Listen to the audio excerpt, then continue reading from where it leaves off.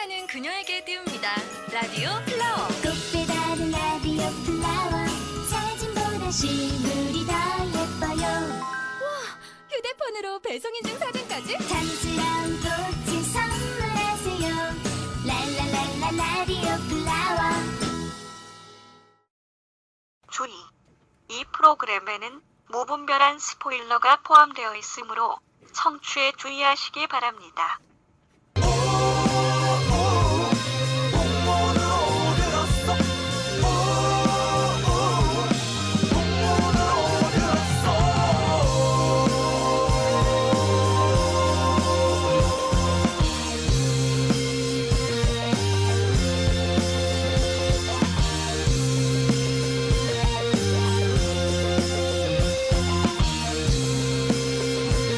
풍문으로만 듣는 방송 시네타운 19.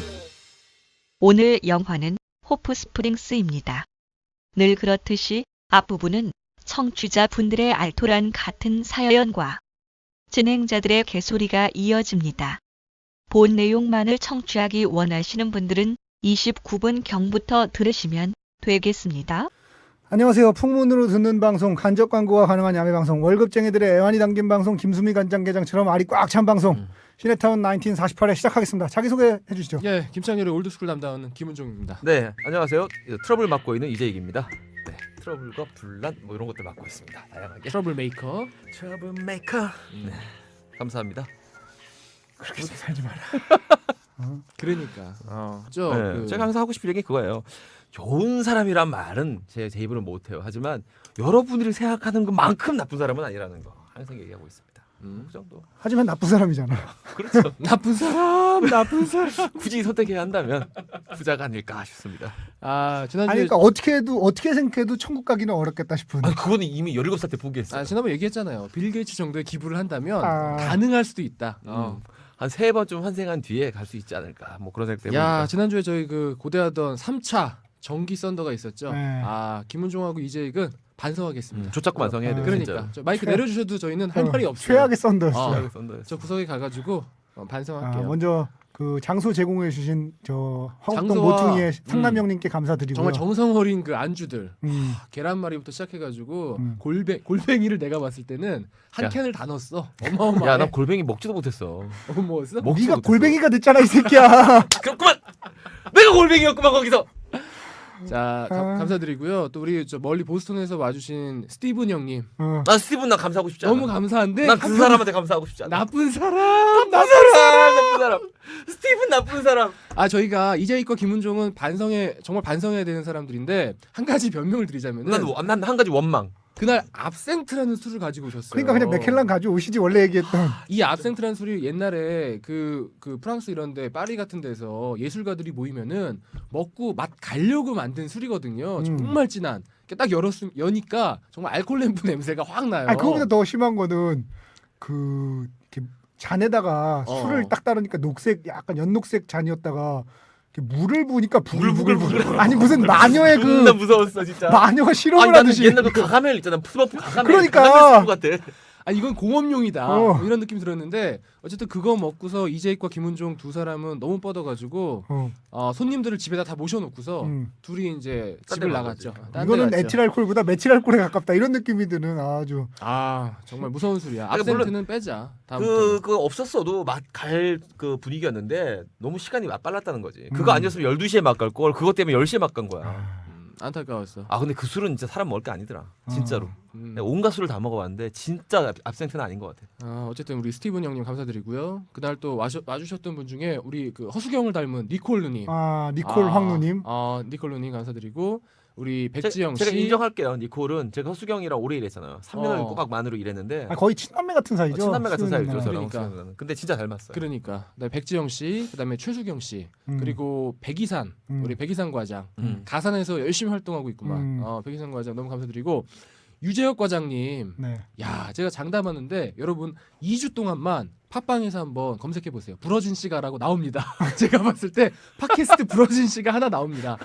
아니 이 드림력이 너무나. 근데 유재혁 과장님은 지난번 썬더 이후에 너무 멋있어졌어. 몸이 좋아졌어. 아니, 몸만 좋아진 것도 그렇고 눈빛이 옛날에는 왜 어떤 그 에버랜드에 있는 사자였다면은 이번에는 그 케냐 그 나이로비에 나이로비에 있을 것 같은. 나이로비에 이렇게 야생 사자 같은 어. 느낌 들어가지고 세렝게티 있을 것 같은 메타버 느낌. 좋은데? 어쨌든 우리 유재학 과장 그날도 어. 부러진 시가를 어. 무려 17달러짜리를 7개를 얼마니 그러면? 모르겠는데 어쨌든 그 부러진 씨가 하니까 좀 약간 왜 슬픈 느낌이 들지? 그 표현에 삼갔으면 좋겠는데. 어쨌든 유재학 과장의 팟캐스트가 곧 나올 것 같습니다. 아, 그리고 그래요. 그러고 보면 그 지난주에 저 그 팟캐스트 녹음해가지고 우리 외전이라고 올렸더라고. 들려주셨잖아요. 진짜 빵 터지더라. 그때 중간 거기서 막 알았다. 드립력이 어. 빵 터져. 그리고 나는 거기에 그거 말 놓기로 했어요. 재혁이랑 동갑이거든. 친구하기로 그러니까. 했는데 재혁아 너 그 부러진 씨가 말고 단단한 씨가 이런 걸로 가자. 재혁아 알았지? 그럼 부러진 이런 거 함부로 쓰는 거 아니야? 그런 단어? 재혁이 형, 그렇게 해요. 그래 그게 낫겠다. 단단한 씨가 뭐 이런 어, 거 있잖아. 오케이. 너무 큰 씨가 뭐 내겐 너무 큰 씨가 의외로 큰 시가. 그럼 가자 재혁아. 그리고 또 우리 그 현직 감독 유일한 현직 감독이신 우리 이유철 감독 오셨고요. 영화 첼로에 빛나는 첼로에 빛나는 첫사랑과 해후환. 그날 마침 또 첫사랑과 해우했는데 첫사랑을 버리고 여기로 왔네. 첫사랑의 생일인데 그런 사람들을 공포영화 찍는 거예요. 그게 공포스러운 상황이야. 지금 가시면서 공포스러웠을 거야. 그래서 그러고 두 번째 영화 비올라라고 준비한다고 들었는데 잘 됐으면 좋겠습니다. 작아졌네. 그다음 영화 야 작아졌다. 콘트라베이스. 의외로 잘 콘트라베이스 의외로 작아졌네. 커졌다가 작아졌다가 다시 커지고 이렇게 진짜 운동이 돼야 됩니다. 계속 크면 안 돼. 커졌다가 작아졌다 커졌다가 작아졌다 이런 게 필요합니다. 자 그리고 우리의 그 카페를 담당해 주시는 우리 남푸른 동생 브라더. 프로니. 푸른이 너무 고맙다 푸른이. 진짜. 정말 나 때문에 고생이 많다. 노래 한 번 더 가면 안 되니 트러블 메이커? 요 정말 노래를 형이 푸른이에게 미안하다. 바치는 걸로. 바치고 푸른이에게 싶다. 그 미안하니까. 정말 미안하다. 근데 푸른이가 정말 너무 이렇게 번듯하더라고. 네가 조금만 덜 번듯했으면 형이 여자 하나 해줬을 텐데 미안하다 푸른아. 자 그리고 남자 30살 먹은 남자인데 고시생이에요. 지금 현재 고시를 열심히 준비하고 있는데 갑자기 오자마자 자기 핸드폰을 막 보여주는 거야. 봤더니 핸드폰 배경화면에 이승훈 PD가 있는 우리 경준이 브라더. 우리 경준이 브라더. 경준아, 형이 조만간 부를게. 걱정하지 마. 그 경준이가 그날 눈물 섞인 메일을 1시간 간격으로 보냈잖아. 맨 처음에 12시에 이럴 수는 없어요. 1시에 정말 화가 나네요. 2시에 잠이 오질 않아요. 니들 때문이다. 미안해. 어쨌든 그 경준이 브라더에게는 AS를 꼭 해주고 이승훈은 꼭 데리고 나가는 걸로. 안 그러면 이제 큰일 나겠어. 아무 의미가 없어 승훈이가 없으면. 아무 의미가 없지. 경준아 형이야. 그리고 저희가 좀 아까 그 덤타임즈 옷을 입고서 셋이서 병신같이 사진을 한 장 찍었는데요. 요거 이제 저희 카페에다 올려드리도록 하겠습니다. 이 선물의 주인공 우리 유민정 조감독님. 한때는 그 에로 영화계에서 에로 영화계 활동하셨던 꿈나무였던. 꿈나무셨던 지금은 이제 크리에이티브 디렉터로. 원래 크리에이티브한 사람들은 다 그런 건가? 그래요. 다 예로적인 관련이 있어요. 리비도가 있으니까. 내가 그 민정 씨 눈을 봤는데 살짝 흘깃봤음에도 불구하고 이분 속에 숨겨진 그 색과 야 뭐 이런 단어들 있잖아요. 욕, 한 글자짜리들 색, 야, 욕 뭐 이런 느낌들 읽었습니다. 네. 덤타임즈 옷을 그거를 말하면 야 이 새끼야 욕 좀 그만해. 그거네. 야 이 색 욕 그만. 네. 끝. 자, 그럼 다 언급이 됐나요? 예. 빠진 분 계신가? 오신 분 중에? 말씀도 드린 것 같은데. 우리 혹시 빠지셨으면 섭섭해하세요. 어쨌든 너무 감사드리고 그 상남이 형네 그 모퉁이는 한번 여러분 꼭 한번 화곡동이나 이 강서지구에 사시면은 거기 어디에 위치가 정확히? 화곡역 7번 출구 근처에 있습니다. 거기에 조금 안쪽으로 가면 모퉁이라고 있죠. 네이버 지도 앱으로 찾으면 금방 돼. 깔고 오케이. 찾고 그거 가가지고 잣잣 이러시면은 뭐 골뱅이 하나. 제가 봤을 때는 골뱅이 한 캔 다 넣어주십니다. 잣잣만 외치시면 계란말이 서비스 나가고. 계란말이 서비스 충분히 나오고요. 오뎅탕도 오뎅 한 부대 다 넣어주실 수 있어요. 모퉁이 많이 애용해 주시기 바랍니다. 그래요. 자 메일 소개해 주시죠. 자 먼저 진해에서 벚꽃 사진 보낸다고 하시면서 이렇게 또 벚꽃 사진을 또 이렇게 막 보내주셨어요. 진해에서. 진해. 안녕하세요. 나인틴 올해 1월 말에 알게 되어서 이지의 추천으로 며칠 동안 몰아듣기로 이 작가님이 빠졌네. 이 작가님. 우린 병신이야. 야 이 병신들아. 아니 제일 중요한 사람을 빼놓으면 어떡하니? 아 정말. 아, 이 작가님 정말 감사드리고요. 우리 이 작가님이 다음 카페에다가 우리 저 카페 회원 1000명을 넘긴 걸 기념해가지고 네. 또 좋은 글도 남겨드렸어요. 네. 이따가 좀 소개를 해드리도록 저 할게요. 봤어요. 그리고 카페 회원 아. 1000명 돌파 이벤트 조만간 할 거거든요. 네. 이 작가님을 빼뜨렸네. 아, 진짜. 아, 우리 이동영 작가님. 그러니까 저희 시네타운 19이 이렇게 오늘날 있게 해준 특등 공신, 1등 공신도 아니야. 유일한 공신이지 뭐. 이 작가님께서 공신이라고 하기에는 감히 죄송스러워. 이거 공신이 아니야 이 아유. 느낌이. 어쨌든 하사하신 그러니까. 은덕을 하사하신 어. 이동용 작가님이 이제 저희 썬더에 참석해 주셔서 자리를 빛내주셨습니다. 근데 생각보다 실제로 보니까 듣던 것만큼 재밌더라고. 술자리에서도 막 말씀을 워낙에 재치 넘치시고. 잘하시죠. 안녕하세요. 며칠 동안 몰아듣기로 정주행하게 된 팬이 된 애청자 유유유라고 합니다. 전 결혼하고 바로 남편 따라 일본으로 가서 살다 여러 가지 사정으로 얼마 전 아이만 데리고 한국에 들어왔어요. 남편은 아직 일본에 있고요. 제가 사는 곳은 이바라키현이라는 곳인데 이바라기. 후쿠시마 바로 밑이거든요. 그래서 이승우 PD님이 다이아드 편에서 후쿠오카라고 계속 말할 때 그게 몇 해가 지났는데 아직까지 말씀을 하세요. 겸 메일을 썼다가 사람이 살다 보면 틀릴 수도 있다 싶어가지고 지웠다가 이제 다시 보내네요. 네, 그거 너무 오래 지났어요. 죄송합니다. 안 후쿠시마. 지웠네. 안 지웠어. 저 한자로도 쓸 수 있어요. 오카하고 시마하고 다 다르다는 거. 사람아 섬도자. 더 없어 보여. 그러지 알았어 마. 승훈아. 복복자의 섬도자. 그래 너 일본어 후쿠시마. 잘해. 더 없어 일본어 보여. 너 일본어 1급이다. 그래. 와. 헨젤과 그레텔 편을 듣다 보니 진의 이야기가 나오더라고요. 제 고향이거든요. 거기는 극장 이름도 뭔지 아세요? 진해는 해양극장. 야. 거기서 왠지 극장. 프리일리만 계속 상영할 것 같은 이런 느낌인데. 어비스나 어비스. 거기는 저 팝콘 대신 골뱅이 줄 것 같아. 골뱅이 놔주려. 골뱅이 잔뜩 들어있어. 그래갖고 버터맛 골뱅이하고 캐러멜맛 골뱅이하고. 맛있겠다 그거 버터맛 골뱅이. 저도 어릴 때 영구와 땡칠이 우레메 보러 많이 갔었고 중딩 때는 홍콩 영화에 빠져서 혼자서 19금 백발마녀전을 보러 갔던 추억이 있습니다. 한참 집중해서 보고 있는데 웬 군인 아저씨가 영화 중간에 들어와서 빈자리인 줄 알고 제 무릎 위에 앉아서 기겁했던 일도 생각이 나네요. 이게 정말 이게 모르고 앉았을까요? 그러니까. 살짝. 아니 그 시골 극장은 진짜 여러분 안 가봤잖아요. 저 울진 살아봐서 알잖아요. 거기는 무슨 극장 이름이 뭐야? 울진 극장이에요. 울진 극장. 딱 하나 근데 있는데 원자력 근데 극장 아니야? 네가 평소에 요새 트러블 메이커잖아. 내가 해봐서 아는데 이거는 좀 조심해 표현. 왜? 해봐서 아는데 몰라? 해봐서 하던데. 하지 마. 근데 울진 극장 가보면 지금 그 사람은 뭐 군인 아저씨가 무릎에 앉았다 그랬잖아. 그건 양반이야. 울진 제 기억으로는 제 초등학교 2학년 3학년 때인데 극장에 가축을 데리고 옵니다. 닭 이런 거.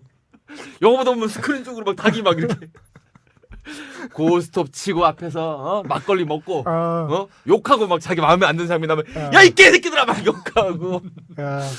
기억이 나네요. 새록새록. 저도 옛날에 그 강릉에 나이트에 갔는데 강릉 줄리아나에 갔는데 그 줄리아 나이트인데 애 돌잔치를 해서 기겁했던 기억이 나는데 그건 나이트에서? 아무것도 아니네요. 나이트에서? 나도 일단 강릉 기억나는 건 강릉에 경포 나이트라고 있어요. 꽤 유명한 나이트야 강릉에서는. 서울로 치면 옛날 줄리아나 같은 건데 거기 이제 여자친구랑 갔었어요. 둘이 강릉 놀러 갔는데 무슨 뭐 이렇게 이벤트 같은 걸 하는데 저쪽 그 나이트가 되게 커. 저쪽 선장에서 누가 우주선이 이렇게 UFO가 이렇게 내려와. 거기 UFO 안에 DJ가 막 거기서 막 DJ를 하는 거야. 막 샬라샬라 하면서 막 노래가 나오면서 근데 내려오다 중간에 떨어진 거예요. UFO가. 웃으면 안 되는데 진짜 잊을 수가 없네. 야, 어떡하니 사장님 보험도 안 들어놨을 것 같은데 어떡하니 여기.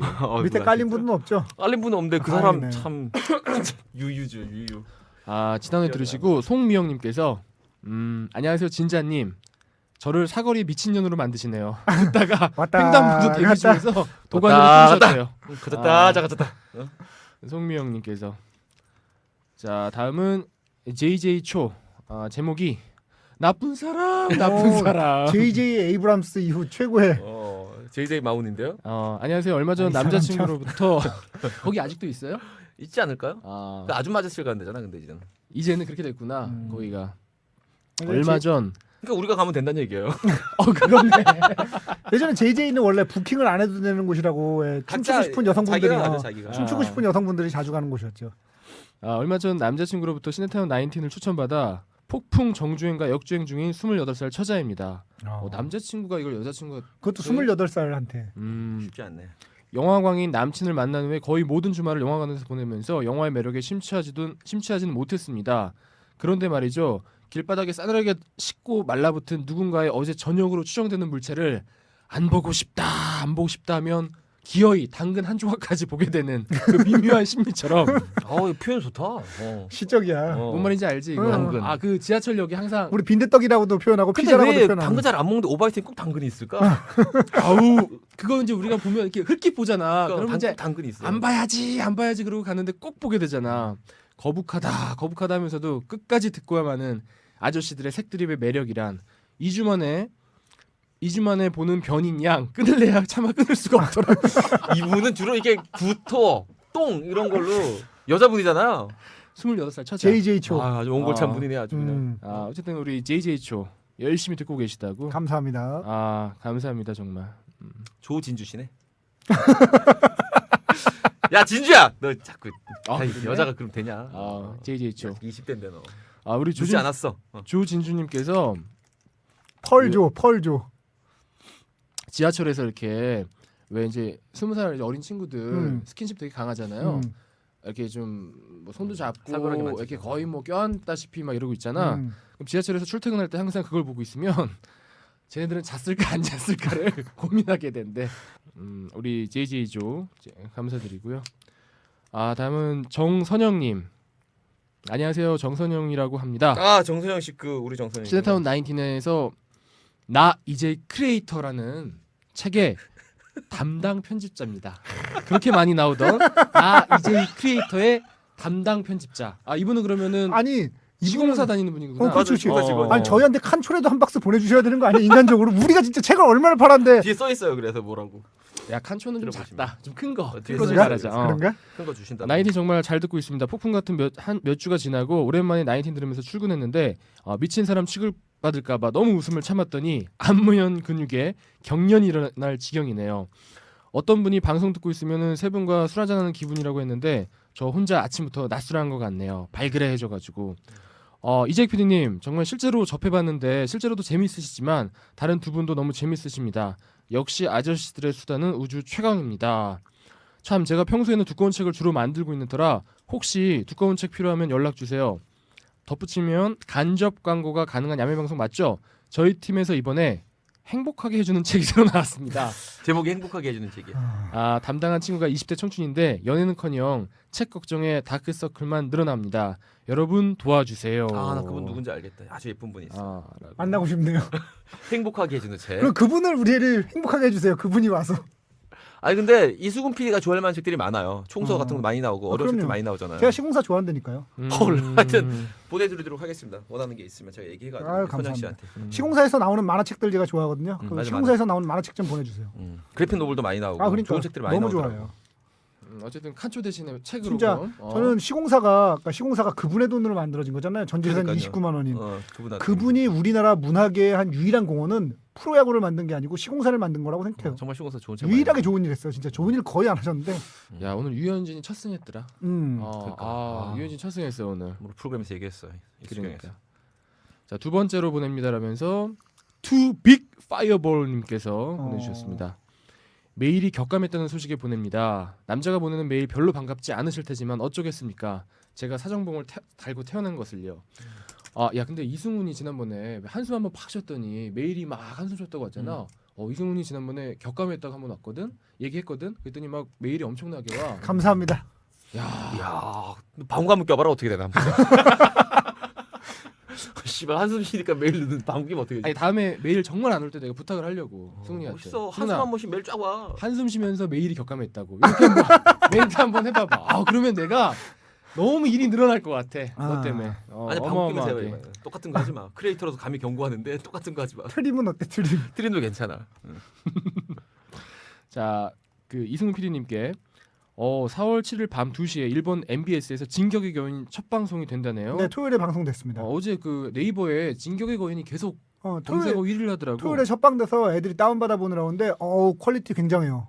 그러니까 뭐냐면 진격의 거인이란 만화가 유일한 약점이 작화가 좀 후져요. 내용은 굉장히 재밌고 충격적인데 작화가 좀 후진데 그 작화를 보완한 그러니까 보통은 애니메이션이 이제 만화책보다 퀄리티가 떨어지거든요. 작화 퀄리티가. 근데 이건 오히려 퀄리티가 높은 데다가 거기서 입체 기동이라고 뭐냐면 이렇게 그 화살 같은 거를 던져가지고 이렇게 건물 벽에 꽂아서 막 확 왔다 갔다. 왜냐면 거인이 우리보다 덩치가 크니까 위아래로 왔다 갔다 수직 이동, 수평 이동을 빨리빨리 해야 되잖아요. 그래서 입체 기동이라는 걸 하는데 그 장면이 굉장히 비주얼이 살아 있어요. 아주 볼만합니다. 그래서 오늘 보내주신 우리 애청자 투 빅 파이어볼님 말고도 많은 분들이 진격의 거인 지난번에 추천해 주셨을 때 굉장히 그 좋게 생각을 했는데 이번에 빵 터져가지고 그 이승훈 PD의 그 선구안에 놀랐다고 감사합니다. 많은 분들이 메일 보내주셨어요.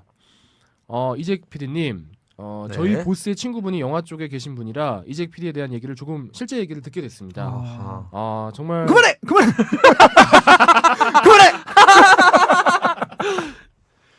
넘어갈게요.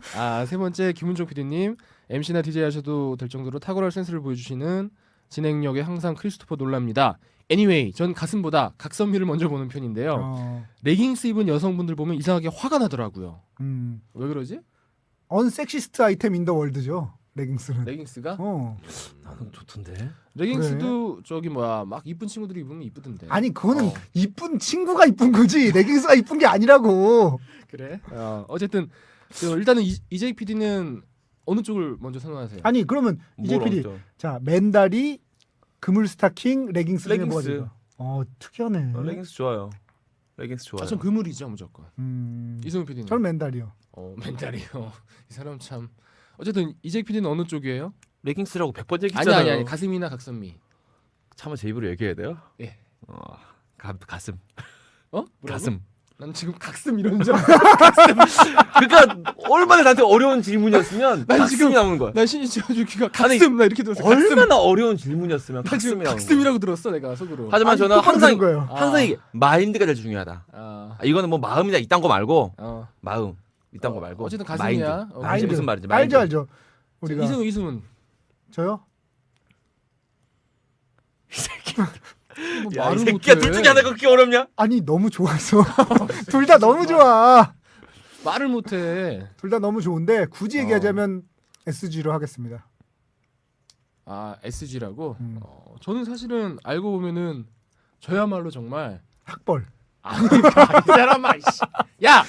넌 학벌에 흥분하잖아. 저는 정말 각선미예요. 정말 의외로 각선미. 의외로 아니고 원래 그런 속설 있잖아요. 가슴 큰 여자가 머리가 나쁘다고. 쟤는 학벌을 중시하기 때문에. 그러니까 그냥 제가 솔직히 할게요. 제 개인적으로 얘기하자면 아까 제가 한 발언이 솔직하지 못했다는 생각이 들어서 얘기하는 거야. 각선미 예쁜 여자랑 데이트하다가 가슴 예쁜 여자랑 자고 싶어요. 제 생각은 그렇습니다. 저만 이런 생각하고 있나요 지금 이 스튜디오에서? 네.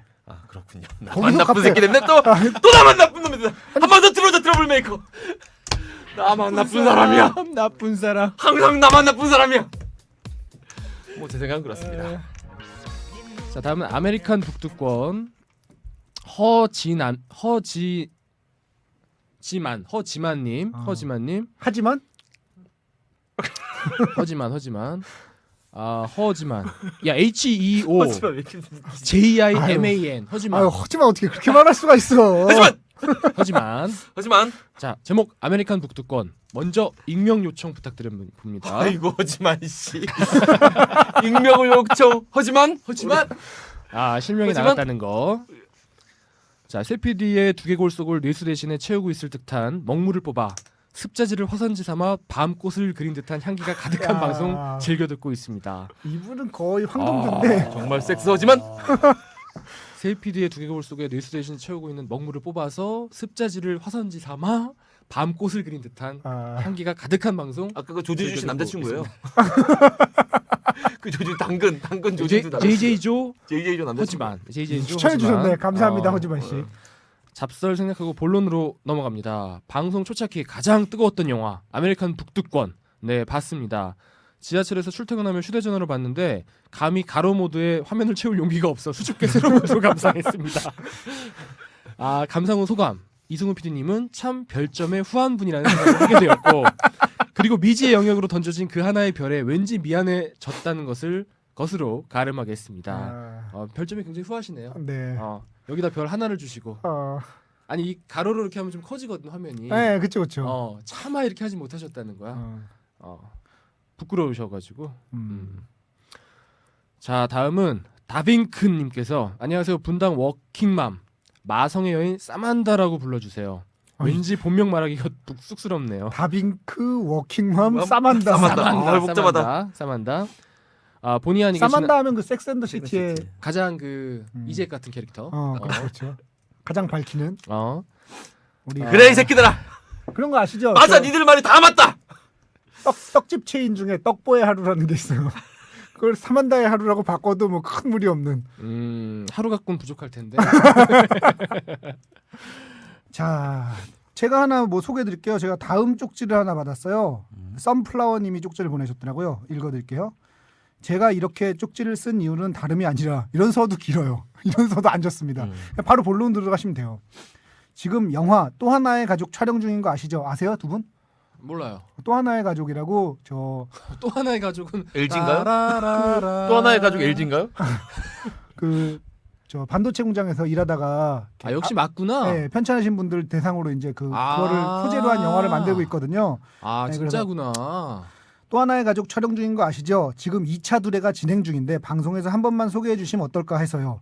저는 영화사 관계자는 절대 아니고요. 절대 2번 들어갔기 때문에 이거 수상해요. 영화사 관계자인 것 같아요. 영화 관계자 아니고 제작자의 그냥 딸 정도 되는 걸로.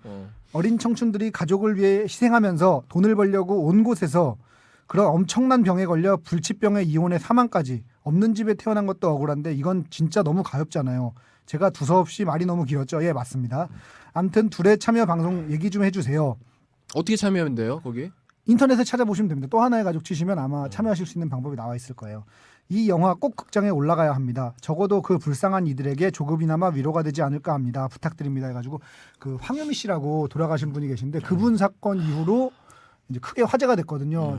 그렇죠. 예. 그 이제 반도체 공장에서 그 세척 그 공정 중에 세척 공정에 관련된 분들이 이제 그 화학 물질에 그 노출이 되는 바람에 뭐 유산이 된다든지 뭐 이런 의혹이 있어요. 그러니까 그게 확정된 건 아닌데 산업재해냐 아니냐 뭐 이런 거를 두고 이제 산업재해 판정이 난 것도 있고 아닌 것도 있는데 이런 시사 프로에서 여러 번 다뤄지긴 네네. 했었죠. 예를 들어서 뭐 2580이나 뭐 이런 데서. 네네 이런 그 관련해서 지금 다큐멘터리 영화가 만들어지고 있다고 하니까 네, 관심 있으신 분들 둘에 많이 참여해 주시고요. 네, 두 분 상영됐으면 좋겠네요. 네, 그러니까요. 두 분도 가능하시면 좀 참여하시면 좋을 것 같습니다. 그래 볼게요. 알겠습니다. 야, 근데 여러분 저 메일을 소개하는 이 와중에 우리 또 CP께서 좀 맛있는 또 은지향 CP. 야, 이런 맛있는 또 뭐 내가 음식을 1년 만에 이런 감정을 바리바리 싸갖고 이렇게 오셨네요. 아우 향기롭다. 진짜 야. 야. 내가 12년 그 PD 생활하면서 만난 최고의 CP입니다. 네, 정말로. 그럴까요? 뭐 앞으로도 없을 것 같은 앞으로 느낌이 없어요, 드는데요. 이런 앞으로도 살면서 이런 CP 만날 수 살면서, 없어요. 진짜 야. 아우 이거 야 아우 심지어 막 올드스쿨에서 올드스쿨에서 자꾸 올드스쿨이래.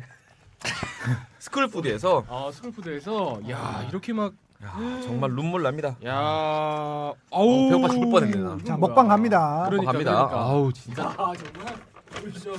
자 드세요. 어마어마해. 아 정말 신개념 방송.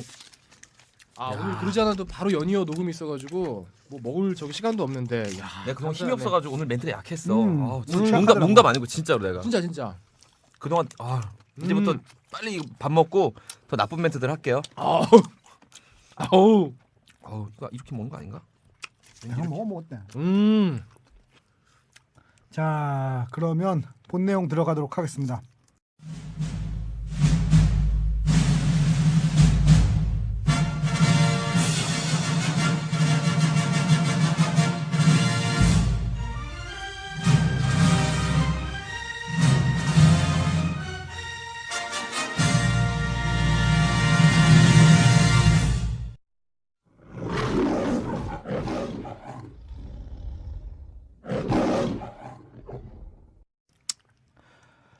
오늘 영화 호프 스프링스입니다.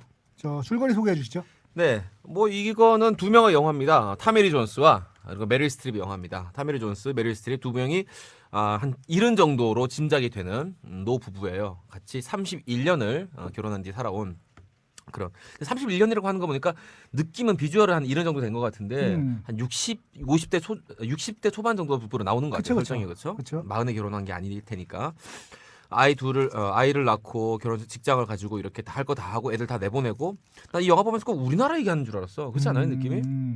애들 다 출가시키고 이제 둘이서 같이 사는 그런 노후 부부들인데 어느 날 조금씩 불현듯 그 할머니에게 네. 부부 중에 그 아내에게 외로움이 찾아옵니다. 외로움.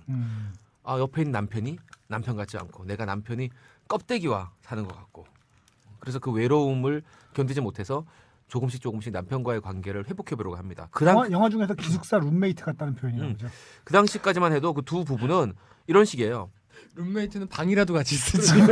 하우스메이트 이런 식이에요.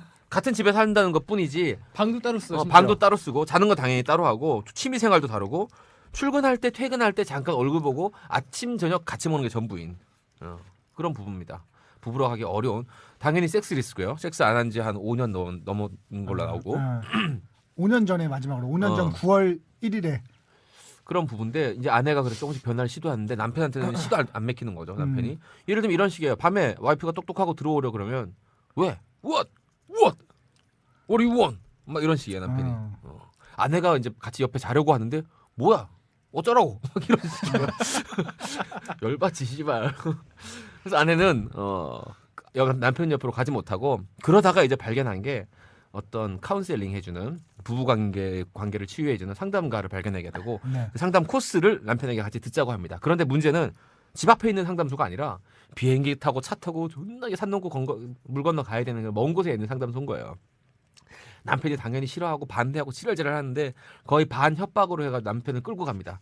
자, 거기서 이제 상담이 시작되고 그 상담가와 대화를 하면서 조금씩 서로에게 소원했던 것들을 알게 되고 그리고 상담가가 내주는 좀 황당하기도 하지만 또 부부에게 필요한 그런 과제들을 하면서 이제 부부 사이가 좋아지고 그 와중에 이제 섹스를 하라는 그런 미션이 주어집니다. 근데 그 실패하면서 여기서 이제 영화에서 이제 둘의 고난이 시작되는 거예요. 서로가 서로를 더 이상 사랑하지 않는구나 하고 깨닫고 쓸쓸하게 집으로 돌아오는데 그렇게 영화가 이제 또 어떻게 해결할 것인가 했는데 결국 서로의 소중함을 알고 마지막은 또 섹스하는 걸로 나오고 섹스하면서 둘의 사이 관계 좋아지고 그다음 뭐 결혼 기념적인 그런 그 무슨 식이라고 해야 될지 잘 모르겠네. 리웨딩 같은 느낌의 아이들 다 불러놓고 해변가에서 자기들만의 그런 파티를 작은 파티를 하면서 행복하게 해피엔딩으로 끝난다. 뭐 이런 내용 되겠습니다. 네. 저 그 지난주에 메일 보내주신 분 중에 저희가 왜 영화 뭐 할지 소개 안 하냐고 이렇게 보내주신 분들이 많이 있는데 여러 분 계셨어요. 네, 그게 왜 그랬냐면 저희가 사실은 영화를 뭐 할지 정했었잖아요. 근데 영화가 도중에 바뀌면서 제가 그 부분을 편집을 해냈거든요. 아 그렇구나. 네. 그래서 참고로 관련돼서 저희가 영화 고르는 기준을 궁금해하실 분들이 계실 것 같아서 저희 영화 고르는 기준을 설명드리자면 저희 영화 고르는 기준 딱 하나입니다. 상영관이 많은 거. 저희가 그 시간이 많지 않아 가지고 상영관이 없는 영화를 볼 수가 없어요. 그래서 가능하면 상영관이 많은 영화 중에 볼만한 영화로 골라서 저희가 영화를 선정하고 있습니다. 아 지난번에 캐서린 네. 비글로 거 때문에 죽을 뻔했어. 그거 11시 50분 거 봤거든. 집에 가니까 신문이 와 있더라고.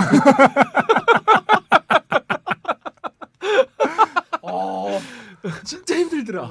승훈아 그거는 좀 하지 말자 좀 그런 거. 그래서 지난번에 그 뭐였죠? 그 선정했던 영화가 브로큰 시티를 선정을 했다가 아니 그 정도 캐스팅이면 선정되는 그러니까 상영관이 많아야 되는 거 아니야? 상영관이 너무 없더라고. 근데 그 영화는 이유가 뭐야? 그러니까 엄청난 블록버스터인데 왜 이렇게 관이 하나 있고 그나마 아침 9시 밤 12시에 있고 왜 그러지? 그래가지고 호프 스프링스도 많지 않았어요. 그래도 이거에 비하면 뭐 너무 많지. 그럼 브로큰 시티는 하는 데가 없더라고. 하지만 앞권은 마진콜이었죠. 다운받아서 본. 야 김포 시집이 있더라 하나.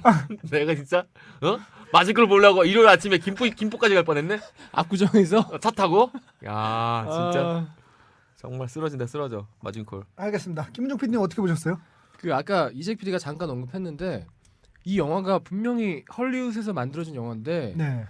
저는 자꾸 우리 부모님을 돌아보게 되더라고요. 그러니까 우리 느낌이 약간 있지 않아요? 우리나라 또 부부 같은 느낌? 아주 심하게 많이 있어요. 예. 그래서 전 세계적으로 뭐든지 어디든지 이렇게 일맥상통하는 보편적인 이런 가치나 보편적인 정서가 있나 또 이런 생각도 들고요. 네. 아무튼지간에 되게 재밌게 봤는데 저는 이런 류의 영화들 헐리우드에서만 볼 수 있는 영화들 있죠. 네네. 두 가지인데 하나는 상담 세션으로 쭉 가잖아요. 네네. 저희가 지난번 G3 어떤 제사의 형식미를 취해가지고 마지막에 소지로 끝나는 것처럼 여기도 사실은 세션으로 가요. 첫 세션 그 전에 이제 미리 이제 사전에 떡밥. 떡밥이 좀 있고 그다음에 이제 이렇게 하나하나 세션별로 가는데 이런 영화나 아니면은 왜 그런 거 정확히 명칭을 좀 뭐라 그러는지 모르겠는데 삥 둘러 앉아가지고 예를 들어서 알코올 중독 치료하는 모임. 치료하는 모임 해가지고 저의 알코올 중독 사례를 알려드리겠습니다. 이러면서 한 마디씩 던지면서 이런 영화는 우리나라에서 찾아볼 수가 없어요. 우리나라에 그런 문화가 없으니까. 근데 미국 헐리우드 영화에는 굉장히 많아요. 그쵸, 이런 그쵸. 영화들이 그런 걸 통해서 이런 상처나 아니면은 정신적인 트라우마를 치유해가는 이런 과정을 담은 영화인데 호프 스프링스도 전형적인 그 첫 번째 상담 케이스를 따르고 있어요. 근데 저는 굉장히 상담 케이스를 따르게 되면은 도식적이 되고 세션별로 하나하나 이렇게 가잖아요. 뭐 첫날은 서로 이제 포옹을 하면 자고 뭐 손을 잡고 둘째 날은 뭐 서로 애무를 해보고 뭐 이런 게 가잖아요. 근데 저는 이런 도식적인 이런 것 때문에 사실은 지루할 줄 알았어요. 근데 생각보다는 이 러닝 타임이 얼마나 되는지는 모르겠지만 굉장히 재밌게 후딱 한 100분 정도 되는 시간이 재밌게 봤어요. 저는 굉장히. 이재익 PD는 어떻게 보셨어요? 저는 사실 개인적으로 이승훈 PD한테 고마워해야 돼요. 이 영화를 보고 제가 이승훈 PD가 아니었으면 할 수 없었던 인생의 몇 가지 숙제를 했어요. 그 김은종 PD가 얘기한 것처럼 전 저희 부모님 생각이 나더라고요. 사실 저희가 볼 영화는 아니고 이제 노년들은 이제 사랑이나 부부 관계인데 그렇죠. 영화를 보다 보니까 갑자기 궁금한 거예요. 우리 엄마 아빠는 섹스를 지금도 할까? 우리 아빠가 지금 70 초반이에요. 70대 초반. 저를 늦게 나서 엄마가 지금 환갑이 넘으셨죠. 두 분이 계속 섹스를 많이 하시는지 궁금해가지고 아빠한테 전화했어요. 영화 보고 나서. 아빠 엄마랑 섹스하세요? 하고 물어봤어요. 물어보기 힘든 질문이잖아요. 보통은 안 물어보죠. 사실 우리나라에서는 특히나 아빠가 물어보기 껄껄 힘들지. 웃으시더니 가끔 하신다 그러더라고요. 얼마나 가끔이랄까. 야 임마 네 생각보단 자주 한다 그러더라고요. 그래서 참 좋은 아버지를 뒀구나. 만약 유전이라면 나도 한 60까지는 가능하다. 그래서 아빠 사랑해요. 그리고 이 방송 들으실지 모르니까 근데 이 방송 얘기했거든요. 엄마 아빠한테 한다고. 그리고 또 하나 여기 그래서 제가 너무 감사해서 아빠한테 두 분이 영화 보시고 또 오늘 밤 뜨거운 밤 보내시라고 티켓을 2개를 더 끊었어요. 제가 9시 걸 봤는데 1시 반께 있더라고. 티켓 2개 예매해서 그분한테 맡겨놓고 매표소에 맡겨놓고 두 분 보시라고 했는데 엄마가 문자가 왔더라고요. 밤에 Thank you son, have good day. 엄마 have a good day예요. Thank you son, have a good day라고 이렇게 영어로 또 이렇게. 자, 아들이 영문과라고 또. Thank you son, have a good day 보내셨는데 have a good day입니다. 그리고 그 티켓 원래는 못 맡긴다 그러더라고요. 매표소에. 근데 그 직원이 제가 사정을 말씀드렸어요. 이 영화를 보고 우리 엄마 아빠가 꼭 오늘 잤으면 좋겠다. 중요한 의미가 있는 영화니까 엄마한테 전달해달라. 노인네 두 분이니까. 그랬더니 원래 규정이 어긋나는데 맡아주셨어요. 훌륭하다. 그럴 때 맡아줄 때 이렇게 살짝 웃으면서 윙크하면서 맡아주지 않나. 내가 진짜- 네 것만 딱 해준다는 그런 저는 느낌 진짜 있잖아. 뒷돈이라도 주려고 그랬는데 그래서 오늘 그 우수상은 칭찬합니다. 제가 한번 하려고요. 그 영화에도 나오잖아요. 왜 어떻게 안 되겠냐고 호텔 그래, 어떻게 안 거기 되겠냐고. 나오지, 그거 보고 배운 거네. 그거 보고 배운 거야. 메가박스 센트럴점이에요. 메가박스 센트럴 매표소에 있는 서영재 사원 칭찬합니다. 네, 서영재 감사합니다, 사원님 영재 씨. 감사합니다. 그러니까 진짜 접객이라는 건 사실 융통성이 굉장히 필요한 건데 그 프로토콜이라고 하는 그 우리가 이렇게 엄격하게 이렇게는 되고 이렇게는 안 되고 이거를 너무 설정을 해놓으면 접객을 제대로 할 수가 없어요. 왜냐하면 기분이 나빠지거든. 그럼 아니 충분히 이 해줄 수 있는 영화가 건데, 예컨대 브로큰시티나 다른 영화였으면 내가 이해를 해요. 안 받아준다고 하는 게. 음. 근데 영화 내용이 이런 내용이잖아. 이건 사실 받아줄 법하지. 영화 내용에 있어서 융통성이 굉장히 중요한 부분이잖아. 접객 태도가. 그럼. 하여튼 우리 그 메가박스 센트럴점 서영재 씨 정말 감사하고 덕분에 부모님들이 뜨거운 밤을 궁금해가지고 확인해 보려고 그러다 그럼 오방 그건 아니야. 거기까지. 엄마 어제 어땠어요? 라고 아니야, 문자 남기다가 거기까지. 아닌 것 같아서 거기까지. 늘 멀리가. 그러니까 꼭 한 발 저렇게 더 나간다. 그래서 영재 씨 감사해요. 덕분에. 알겠습니다. 어쨌든 이승훈 PD한테 감사해요. 아유 뭐. 정말로 한층 더 부모님과 가까워진 느낌이었습니다. 그리고 아버지 사랑합니다. 존경하고요. 이승훈 PD는 어떻게 봤어요? 저는 이게 그러니까 재밌게 봤는데 몇 가지 이제 좀 거슬리는 부분이 너무 전형적으로 그러니까 사실은 이게 뭐냐면 미국의 그 나이든 부부의 모습을 전형적인 모습을 보여주려고 하다 보니까 다분히 자기적으로 된 부분이 있어요. 예를 들면 베이컨이 그러니까 아침을 먹을 때마다 베이컨이 한 줄 놔져 있고 계란이 또 떨어지고 깨지고. 그다음에 승용차 혹시 보셨어요? 승용차가 뷰익이란 자동차인데 그게 이제 미국의 중산층들이 자주 타는 자동차고 그리고 골프 맨날 치고 그리고 그 왜 저 누구니 토미리 존스가 침대에서 누워 있을 때 이렇게 부인이 애무해 주려고 그럴 때 혹시 그 바지 튀어나와 있는 무릎 보셨어요? 면바지에 무릎이 이렇게 튀어나와 있어. 그러니까 보면 상대적으로 메릴 스트립 바지는 무릎이 튀어나와 있지 않은데 얘 바지는 누워 있는데도 불구하고 무릎이 굉장히 튀어나왔어. 이게 굉장히 옷차림에 신경을 안 쓰는 나이든 미국 아저씨라는 느낌을 위해 주기 위해서 굉장히 세밀한 부분을 전형적으로 쌓아 올렸거든요. 그러다 보니까 이게 다분히 자기적인 거야. 특히 야 제목이 호프 스프링스야. 호프 스프링스. 그 마을 이름이 희망의 회춘 마을이야. 말하자면은 봄을 꿈꾸는 그러니까 그런 마을이야. 마을 자체가 그 세션하는 마을이 아주 조그만 어촌 마을이잖아요. 미국에 마을 이름이 호프 스프링스야. 아 그러고 보면 그거 관련돼서 그러니까 저 처음에 등장했을 때 처음에 영화에 그레이트 호프 스프링스라는 벽화가 이렇게 보이잖아요. 맞아. 그게 의미가 뭐였을까? 난 그게 뭔가 영화에서 중요한 장치로 쓰이거나 그 건물, 그러니까 나도 사실은 그 호텔이 예약이 안 돼서 나는 그 건물로 옮기게 되거나 뭐 이런 걸 줄 알았는데 그 벽화는 첫 커트 외에는 별 의미 없이 쓰이더라고요. 나중에 호텔 그 캡틴 잭 호텔 들어갈 때 옆 건물에 있는 모습이 잠깐 나오긴 하는데 슬쩍 비치죠. 나는 뭐 이렇게 뭐 베란다라고 하면 안 되나? 하여튼 베란다에서 이렇게 보다가 저쪽에 그 벽화라도 보고 이렇게 부부가 뭐 키스라도 한다든지 이런 식의 커트가 나올 줄 알았는데 그런 커트 없이 그냥 무의미하게 지나간 것 같아서 뭘까? 그러니까 일부러 이렇게 딱 보여주잖아. 그게 의미 있는 커트인데 그 커트가 의미가 뭐였을까 싶은 생각이 들더라고요. 그 커트 아쉬웠죠. 좀 약간 차라리 보여줬으면 베란다 같은 데서. 저 또 하나 아쉬웠던 점 뭐냐면은 그 두 분이 이제 회춘을 하시고 나서 네. 아침에 이제 그 또 베이컨과 쫙 베이컨을 굽고 달걀을 하시잖아요. 전 달걀 2개 넣을 줄 알았어. 2개 안 넣네. 그거 관련돼서 계란을 하나만 딱 하는 거야. 그 이 영화가 오게티가 몇 군데 있어요. 그게 저 인터넷에 찾아보시면 좀 있는데 첫 장면인가 둘째 장면에서 베이컨 한 줄이 있고 계란 껍질은 하나가 있는데 계란알이 2개가 있는 장면이 있어요. 맞아. 그래가지고 이건 오게티죠. 껍질은 하나가 있는데 알이 2개가 나올수록 사실은 쌍알도 있긴 하지만 있는데 그건 아니니까. 어쨌든 마지막에 회춘하고서 알이 2개 정도 이렇게 따닥 해가지고 그렇게 나올 줄 알았는데 3개 막 이렇게 베이컨도 2줄 이렇게 돼야 좀 부인이 전날 밤에 되게 만족스러웠다. 왜 우리 그거 있잖아요. 전날 밤에 하고 나면 밥상이 달라진다는 그것처럼 그 말 맞네요. 그리고 또 저는 재밌게 봤던 부분이 처음에 이제 메릴 스트립이 등장을 했는데 너무 나이 들고 너무 못생겨 보이는 거여서 메릴 스트립이 진짜 나이 많이 들었고 이제 안 되겠다 싶은 생각이 들었는데 영화가 진행되면서 점점 이뻐져요. 그러니까 처음에 분장을 일부러 그렇게 한 거겠죠. 그러니까 영화가 진행되면서 점점 이뻐져서 마지막에가 제일 이쁘게 나오거든요. 마지막에 제일 이쁘게 나오거든요. 그래서 이런 세밀한 설정 아까 왜 전형적으로 만들기 위해 자기적이라고 했던 것도 사실은 세밀한 설정들이잖아요. 이런 세밀한 설정들이 되게 잘 살아있다. 그런 느낌을 헐리우드 영화의 강점이죠. 파워예요. 그게. 그리고 또 하나는 메릴 스트립의 20년 전 모습을 보고 싶으면 메디슨 카운티 다리를 보길 추천합니다. 메디슨 카운티 다리를 보면 카운티 다리는 여러 번 얘기했죠. 지금으로부터 약 한 20년 전에 메릴 스트립이라는 배우의 그 중년으로서의 농염한 그런 느낌을 볼 수 있고 또 거기도 명배우이자 명감독이신 클린트 이스트우드 독님이요 하고 있기 때문에 같이 비교해 보면 좋을 거예요. 왜냐하면 또 어떤 영화가 있냐면 타미리 존스 좋아하세요?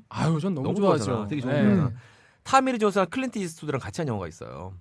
뭐죠? 스페이스 카우보이라는 영화. 좋은 영화죠. 그 영화 굉장히 좋은 영화예요. 이거 듣고 계신 분들은 스페이스 카우보이도 찾아보시고 그다음에 메디슨 카운티 다리도 찾아보시면 그 배우들이 좋아하는 지점들을 아주 재밌게 즐길 수 있을 것 같습니다. 저는 타미리 존스가 처음 생각나는 영화는 도망자라는 영화가 처음 생각나요. 끝내주지. 해리슨 포드의 수사관. 예전에 이제 TV 시리즈였는데 리메이크를 한. 근데 거기서 그 전형적인 타미리 존스의 이미지가 거기서 처음 나왔다고 저는 생각했거든요. 그 전에는 기억이 잘 안 나고요. 제가 알기로는 타미리 존스의 출세작이에요.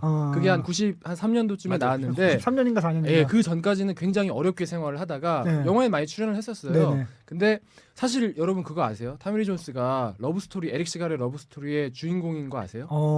그래요. 에릭 시갈 그러니까 타미리 존스하고 스티븐 시갈 말고. 아니야. 에릭 시갈. 야이 북두꺼운 같은 놈아. 원래 그 타미리 존스하고 엘고어하고 둘이 대학 때 룸메이트였어요. 그래요. 보스턴의 그 하버드에서 룸메이트였는데 에릭 시갈이 그 둘을 보고서 만들어낸 주인공이 그 러브스토리의 그 남자 주인공. 그래서 그 실제 주인공이었다고 하더라고요. 야, 되게 자기적이다. 한 친구는 어렵게 생활하다가 탑 배우가 되고 한 친구는 부통령까지 하고 한 친구는 소설가 멋진 소설가가 되고. 훌륭한데? 엘고는 사실은 미국의 그 대통령 선거제도가 아니면 대통령이 됐죠. 왜냐면 우리나라 같은 플로리다에서 이상하게 더 많은 표를 받았는데 플로리다에서 뒤집혀가지고 이상하게 선거인단. 그 주지사가 또 심지어 부시 동생인가 그랬어요. 제 부시라고. 예. 요번에 다음 대선 때 나온다는 얘기가 있더라고 제 부시가. 진짜? 예. 그 사람이? 예. 형부 씨는 약간 지능이 떨어진다고 의심을 받는데 이 제프 씨는 굉장히 똑똑하다는 얘기가 많이 있어요. 그래 어쨌든 타미리 존스는 옛날에 도망자 때문에 각인이 빡 돼가지고 그 이후에는 약간 그런 역할로 많이 소비가 약간 됐어요. 완고한 사람으로. 예. 완고한 사람으로 안 나온 영화가 있었나요? 전 거의 못 본 것 같아요. 뭐 스페이스 맨 인 카우보이 블랙도 영화에서도 마찬가지로 그런 네. 캐릭터 나오는데 엔딩이 너무 멋있어요. 난 그렇게 멋진 엔딩을 본 적이 없어. 진짜. 엔딩이 죽어. 끝내줍니다, 하여튼. 그리고 만약에 메릴 스트립의 그거 메디슨 카운티보다 더 한 15년 전 정말 조금 더 애띤 모습을 보고 싶으신 분들은 아웃 오브 아프리카. 예. 이 영화를 꼭 한번 보세요. 이 영화를 보고 나면은 정말 얼마나 아름다운 여자예요. 왜 메릴 스트립을 보통 저는 안 예쁘다고 생각하거든요. 근데 이제 사람들이 예쁘다 그러잖아요. 근데 저는 아웃 오브 아프리카를 보고 나니까 왜 메릴 스트립이 예쁘다는 건지를 알았어요, 사실은. 그 영화 한번 꼭 보시기를 추천해드립니다. 그 터미리 존스 같은 경우는 원래는 제프 브리지스가 이제 캐스팅이 돼 있다가 진행이 되면서 이제 날아가고 터미리 존스가 하게 됐는데 이미지상으로 볼 땐 제프 브리지스보다는 역시 터미리 존스가 훨씬 더 완고하고 이렇게 딱딱할 것 같은 그 이미지가 더 잘 맞는 것 영화로 같아요. 치면 스터번한 느낌이 들죠. 예. 근데 정말 이 두 배우의 그 할아버지 연기 토미 리 존스가 한 46년생쯤 되고요. 메릴 스트립이 한 49년생쯤 되거든요. 근데 대부분의 배우들이 자기의 나이보다는 좀 영화에서 좀 어리게 나오잖아요. 네네. 또 배우들이 관리를 많이 하기 때문에 젊게 나오는데 실제로 젊어 보이죠. 예, 이 영화에서는 정말 자기 나이로 보이게끔 굉장히 노력을 많이 했어요. 맞아요. 그래서 약간 아까 그 31주년이 조금 걸리긴 하는데 분명 영화 설정상에는 70이 다 된 된 것 같아요. 예, 그런 느낌인데 그러기에는 또 결혼을 너무 좀 늦게 한 느낌이 나서 좀 그렇긴 한데 무리야 무리. 어쨌든지간에 둘 다 자기 나이로 보이게끔 만들어준 영화. 그래서 메릴 스트립이 이걸로 골든글러브 타고 아카데미도 타고 주연상을 계속 석권을 했죠. 진짜 둘이 같이 스크린에 나오니까 마음이 편해지는 게 연기에 대한 부담이 없으니까 뭔 말인지 알죠? 내 눈을 불편하게 하는 일단 배우가 기본 없는 빵 거야. 해놓고 간다. 뭐 다른 거 다 그지 같아도 연기는 둘 다 잘할 거니까 영화에 대해서 안심하게 되는 거죠. 보험 하나 들고 들어가는 거죠. 신인 배우들 하면 불안하잖아. 저렇게 저기서 또 뻘짓하면 짜증나는 데인데 그런 느낌이 전혀 안 드는 거야. 근데 사실은 저는 좀 재밌었던 부분이 하나가 뭐였냐면 그 스티브 카렐이라는 배우가 이제 상담하는 배우로 상담 나오잖아요. 정신과 의사로 나오죠. 저 뭐였죠? 브루스 올마이티 속편 에반 올마이티의 주인공으로 나왔던 스티브 카렐 같은 경우에 게스마트도 나오고. 네네. 스티브 카렐 같은 경우에 이제 되게 인기 있는 미국 드라마 시리즈인 오피스라는 드라마의 주인공이에요. 혹시 오피스라는 미국 드라마 아세요? 몰라요. 오피스라는 미국 드라마가 모큐멘터리라는 장르를 처음으로 흉내낸 드라마거든요. 만든 드라마거든요. 모큐멘터리 모큐멘터리가 뭐냐면 모션과 다큐멘터리 아니죠. 그 드라마를 짜고 치는 거야. 그러니까 다큐멘터리처럼 찍었는데 사실은 다큐멘터리가 아닌 드라마인 거예요. 시트콤이야. 그러니까 오피스라는 시트콤인데 이거를 다큐멘터리처럼 만들었어요. 예를 들면 어떤 거냐면요. 왜 우리가 이제 사무실을 찍는 거예요. 사무실 모습이거든요. 사무실에 대한 얘기인데 사무실에서 막 이재익 PD랑 김은종 PD랑 막 경론을 벌여요. 이건 그렇게 하면 안 되잖아. 막 이렇게 버려. 그러고 나면 갑자기 인터뷰 컷으로 넘어가요. 제가 아까 그렇게까지 화를 냈던 이유는 사실은 저 사람이 제 여자친구를 뺏었기 때문이지 일 때문에 부딪힌 건 아닌데 그래서 인터뷰하는 컷이 나오거든요. 그래갖고 약간 다큐멘터리 느낌이 나는 미국 드라마인데 굉장히 웃겨요. 이번에 그 연애의 온도 보시면은 연애의 온도도 계속 이제 극이 나아가면서 자꾸 인터뷰를 해요. 그래서 왜 저 사람들은 왜 자꾸 저렇게 인터뷰를 하나? 사실은 제가 아까 싸웠던 게 뭐 여자친구가 뭐 도망가서 싸운 게 아니라 사실은 뭐 일적인 것 때문에 싸웠어 이렇게 얘기를 해요. 그 나중에 알고 보면 그게 전체적으로 다큐멘터리 어떤 영화에 쓰이는 형식으로 해서 마무리가 돼요. 그러니까 최근에 나오는 연애의 온도라는 김민희 주연의 약간 그런 느낌이 나네요. 네네. 하지만 계속 개인적으로 말씀드리면 김은종 PD가 제 여자친구를 뺏어가도 싸우지 않습니다. 네, 아시죠? 가만 있어. 나쁜 사람. 저는 뭐 그런 사람 너 아니에요. 트러블 메이커야. 이미지죠. 개선해야지. 자숙하겠습니다. 또 나오나? 그러니까. 몇 번 듣나 오늘 이거? 하여튼 그래서 그 드라마에 보면 이제 되게 심술궂은 직장 상사로 나와요. 막 그러니까 나쁜 사람은 아닌데 본인은 막 잘해보려고 하는데 되게 부하 직원을 뜻하지 않게 괴롭히게 되는 되게 심술궂은 직장 상사, 지부장 어떤 영업사원들 모여놓고 이렇게 지부장인데 그 지부장 이미지로 그러니까 왜 이렇게 앉아있는 카트나 이게 사실은 다큐멘터리 약간 카트잖아요. 그 앉아서 이렇게 상담해줄 때 카트가 자꾸 오피스 생각이 나면서 여기서 무슨 심술궂은 소리를 할래나 싶은 거야. 굉장히 친절하게 나오죠. 근데 영화에서는. 그래가지고 좀 거슬린 점이 있었지만 어쨌든 스티브 카렐도 굉장히 연기를 잘하는 배우. 안정적이었어요. 코가 굉장히 특이한 배우인데 그러니까 코의 생김새가 그 마지막에 왜 코를 부수는 장면 있잖아요. 의식을 하죠. 코를 부수는 장면이 사실은 뭐냐면 그 비중격 망곡증이라는 이제 병이 있는데 그 비중격 망곡증을 그 앓고 있는 사람들, 그러니까 저 메릴 스트립이 비중격 망곡증이 있다고 그러더라고요. 그거를 그 치료하는 거에 대한 은유라는 얘기를 하더라고요.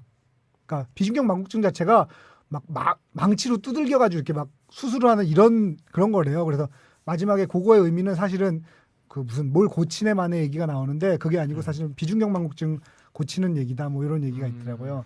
그리고 영화 중간에 나왔던 난 프랑스 영화 다시 보지 맙시다. 그래서 프랑스 영화 보는 장면 있잖아요. 네. 그 영화 같은 경우에는 뭐냐면 그 영화가 이제 헐리우드에서 리메이크가 됐는데 그 영화의 주연이 스티브 카렐이었다고 그러더라고요. 아 진짜? 그래서 삽입된 거라고. 아무거나 쓰진 않아요. 깨알같이 또 디테일들을 또 만들었구나. 그래서 케이노의 반란도 저는 뭔가 있을 줄 알고 좀 찾아봤는데 케이노의 반란은 뭐 딱히 험프리 보가트 주연의 이제 영화인데 뭐가 딱히 있다 해도 없더라고요. 못 찾아냈을 수도 있고 네. 뭐 대사나 이런 장면. 네, 있을 그러네요. 수도 있습니다.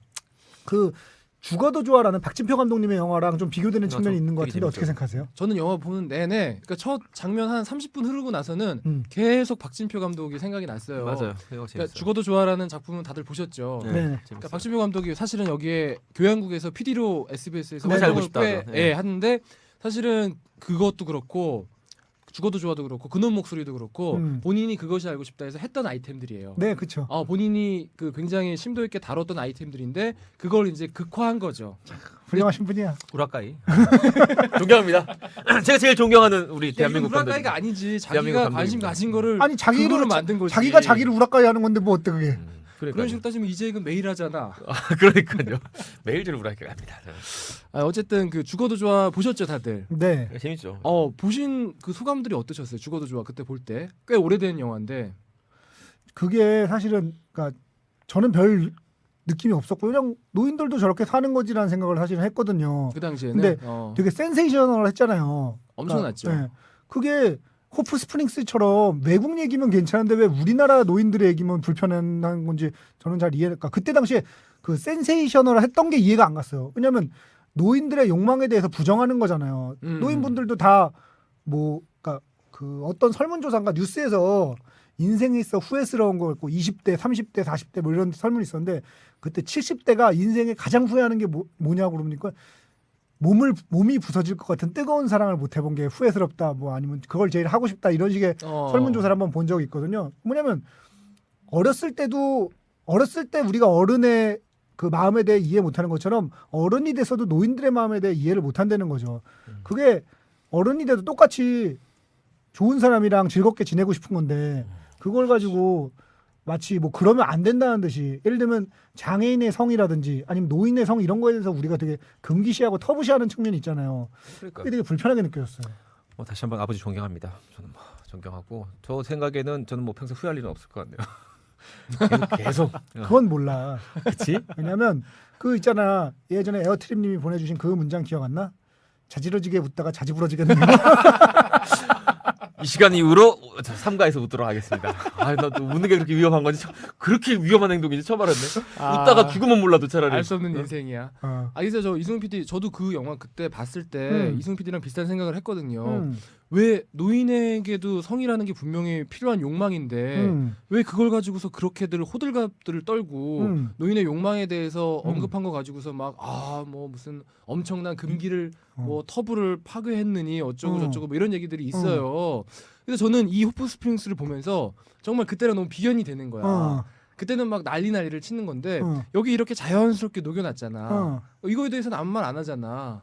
그러니까 우리도 좀 뭔가 좀 자연스럽게 그 노인분들도 욕망이 있다는 거를 인정을 좀 해줘야 된다고. 물론 영화 자체가 호프 스프링스는 완전히 극화된 얘기고 그거는 훨씬 더 물론 더 그렇긴 하죠. 충격적이긴 하죠. 영상도 훨씬 더.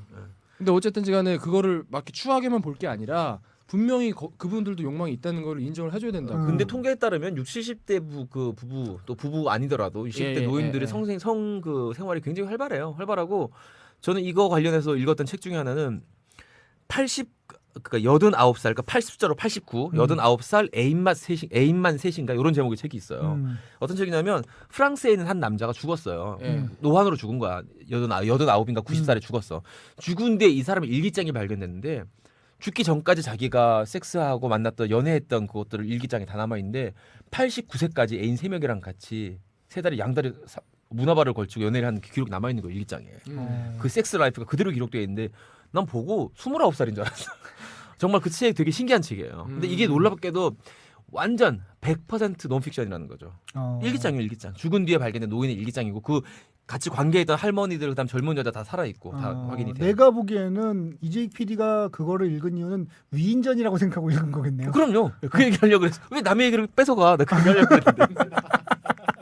제가 그 이수신 장군 이후로 충무공 그 위인전 이후로 가장 감동 있게 읽은 책입니다. 네. 가장 존경하는 형님 존경하는 인물 그분이요. 이름 잘 기억 안 나는 89세 프랑스인 존경합니다. 하지만 아버지 역시 존경합니다. 존경할 만하네요.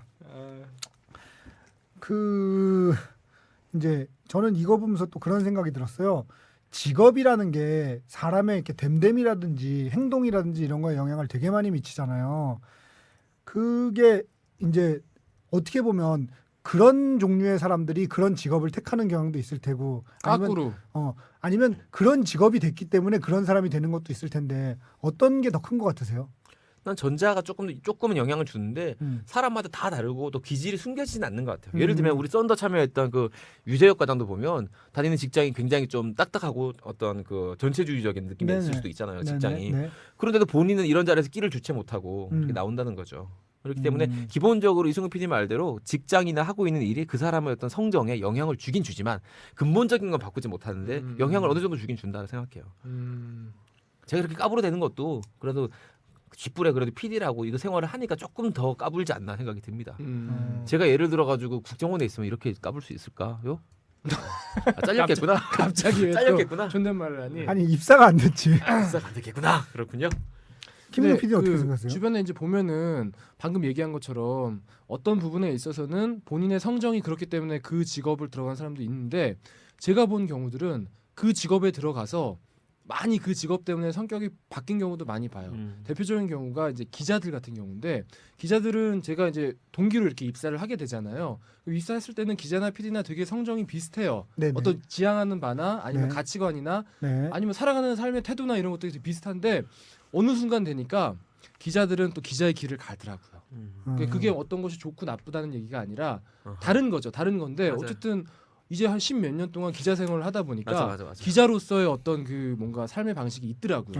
야, 그래서 근데- 저는 그런 게 있는 것 같아요, 확실히. 쉬운 예로 그냥 국회 생각하면 돼. 국회. 어. 국회에 들어가기 전까지는 몇몇은 정의롭고 몇몇은 지독하게 스마트하고 몇몇은 굉장히 논리적이고 몇몇은 굉장히 이타적인데 거기 들어가면 대충 다 비슷해집니다. 안 그런 것 같은데. 별로 그런가요? 안 비슷한 것 같은데.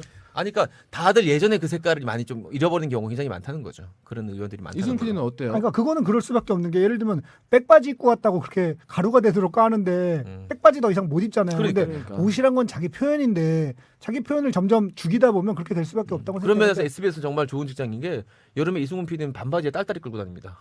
딸딸이가 뭐냐? 딸딸이가 쓰레빠라고 해주세요. 슬리퍼. 슬리퍼. 아이 무식한 새끼 진짜. 무식해. 이놈 새끼 그냥. 아버지 존경합니다.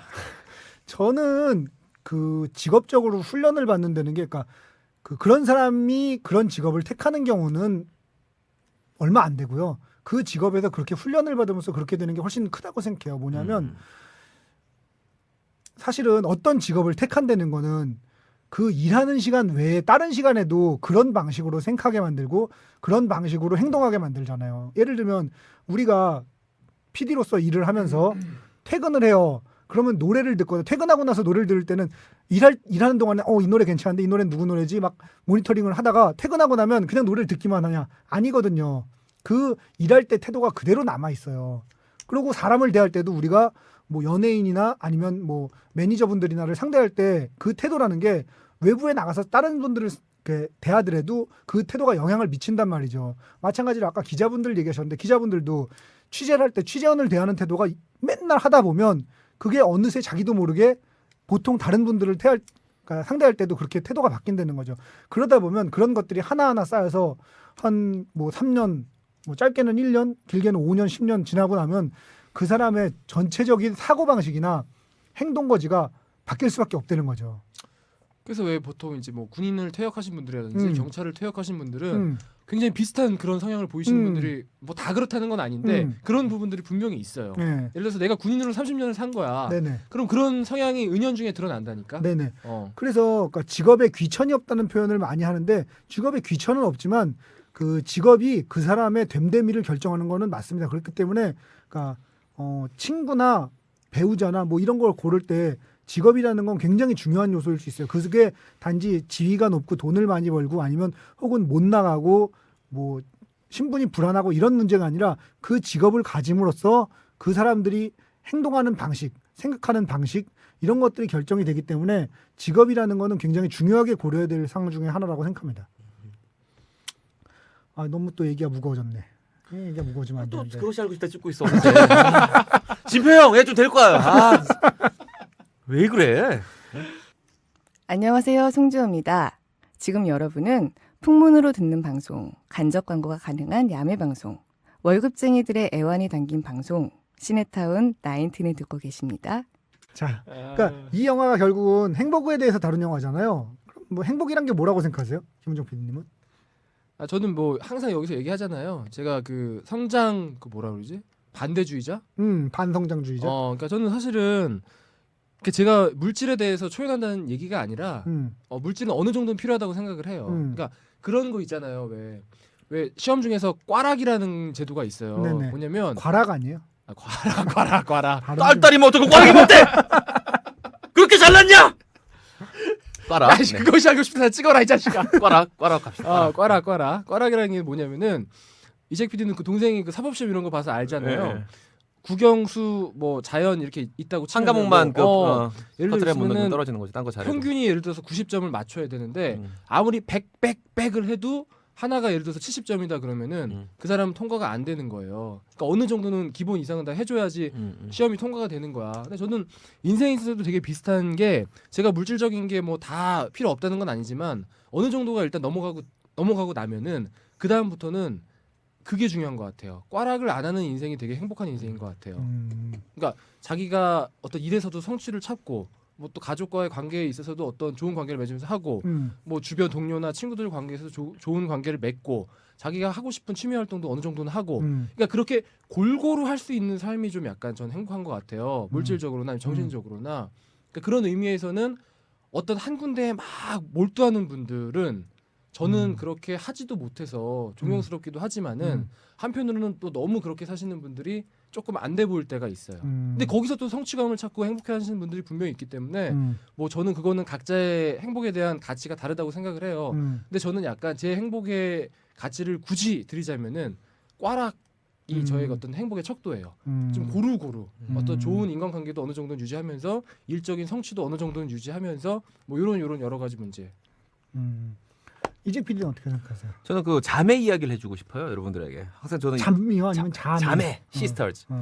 이 프로그램 하면서 제가 세 분 중에는 그래도 개인적인 얘기를 굉장히 많이 하는 편인데 그게 잘 들어오잖아요. 그게 우리 엄마랑 우리 이모가 있는데 우리 엄마는 사실은 뭐 경제적으로도 그렇고 뭐 여러 가지로 힘든 거 하나도 없이 사신 분이에요. 여유 있게 너무너무 잘 살았어.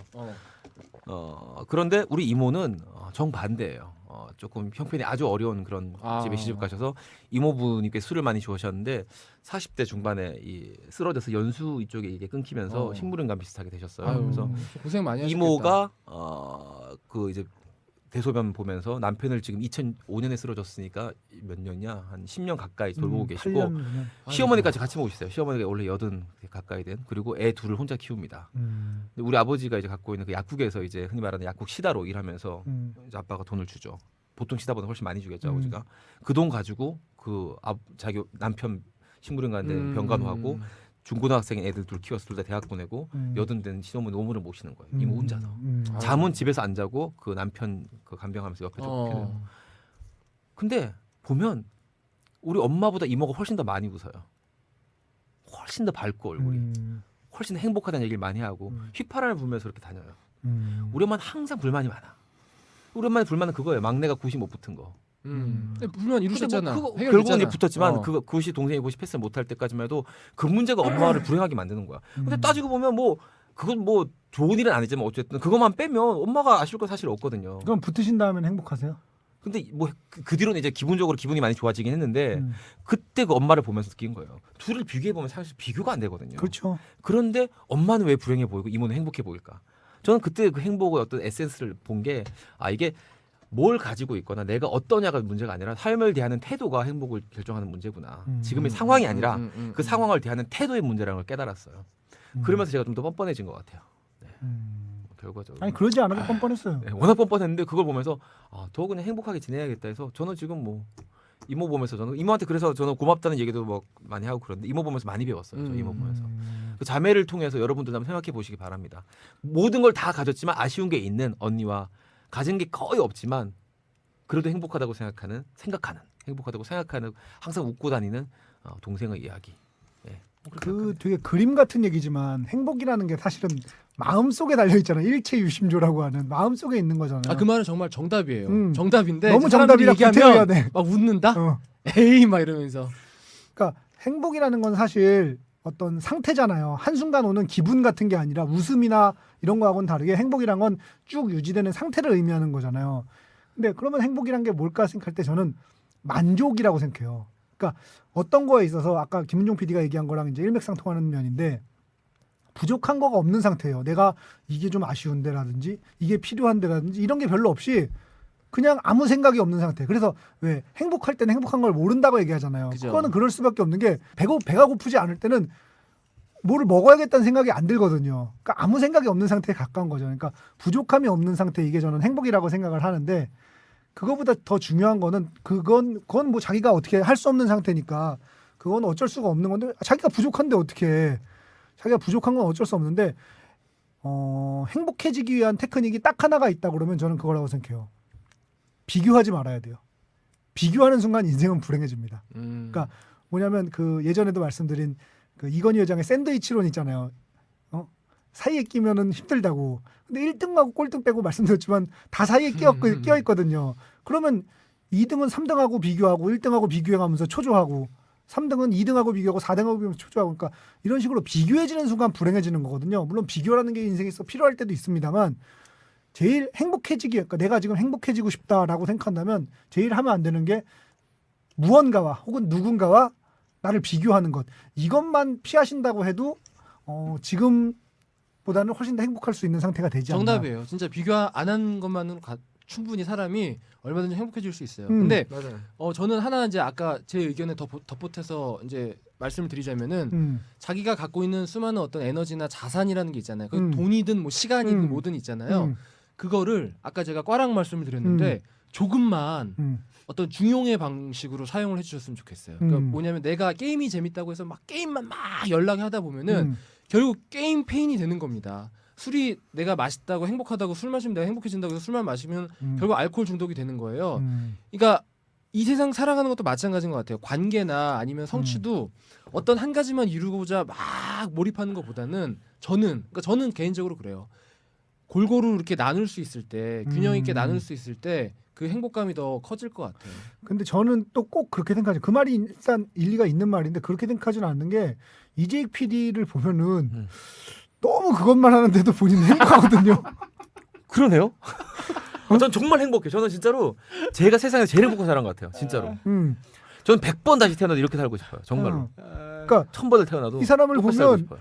너무 하지 않을 거예요. 그 미쳐야 미친다라고 하는 불광불급에 나오는 이 사람은 너무해. 가도 너무 갔는데 행복해. 그러면 김은종 PD의 말은 좀 아니야. 근데 그 여러분이 그 간과하시는 게 있어요. 뭐요? 이재익 PD는 정말 골고루 다 미쳐요. 정말 모든 거에 다 미쳐 있어요. 아니에요. 그런가요? 에이 아니지 이 사람아. 저 물론 그 중에 정도면은 특별한 분야에 더 미쳐 있지. 저 정도면은 굉장히 미쳐 있는 거예요. 모든 거에. 그런가? 어. 난 늘 지나치다고 생각하는데. 그러니까 제가 제이기 형을 참 좋아하고 뭐 어떤 면에서는 정치적 지향만 아니면 제가 늘 밖에 하는 얘기가 있고 제가 누구를 잘 존경한다 이런 말을 잘 안 하는데 제가 제이기 형에 대해서는 늘 이렇게 얘기해요. 정치적 지향만 나와 같았으면 나는 형을 존경했을 거다라고 늘 얘기하고 다니거든요. 하지만 다시 태어나도 저렇게 태어나고 싶지는 않아요. 야 오늘 저 트러블 메이커 이미지 좀 씻어줘야 되는데 너 그렇게 자꾸 하면 어떡하니? 이미 버렸어. 승훈아 포기해.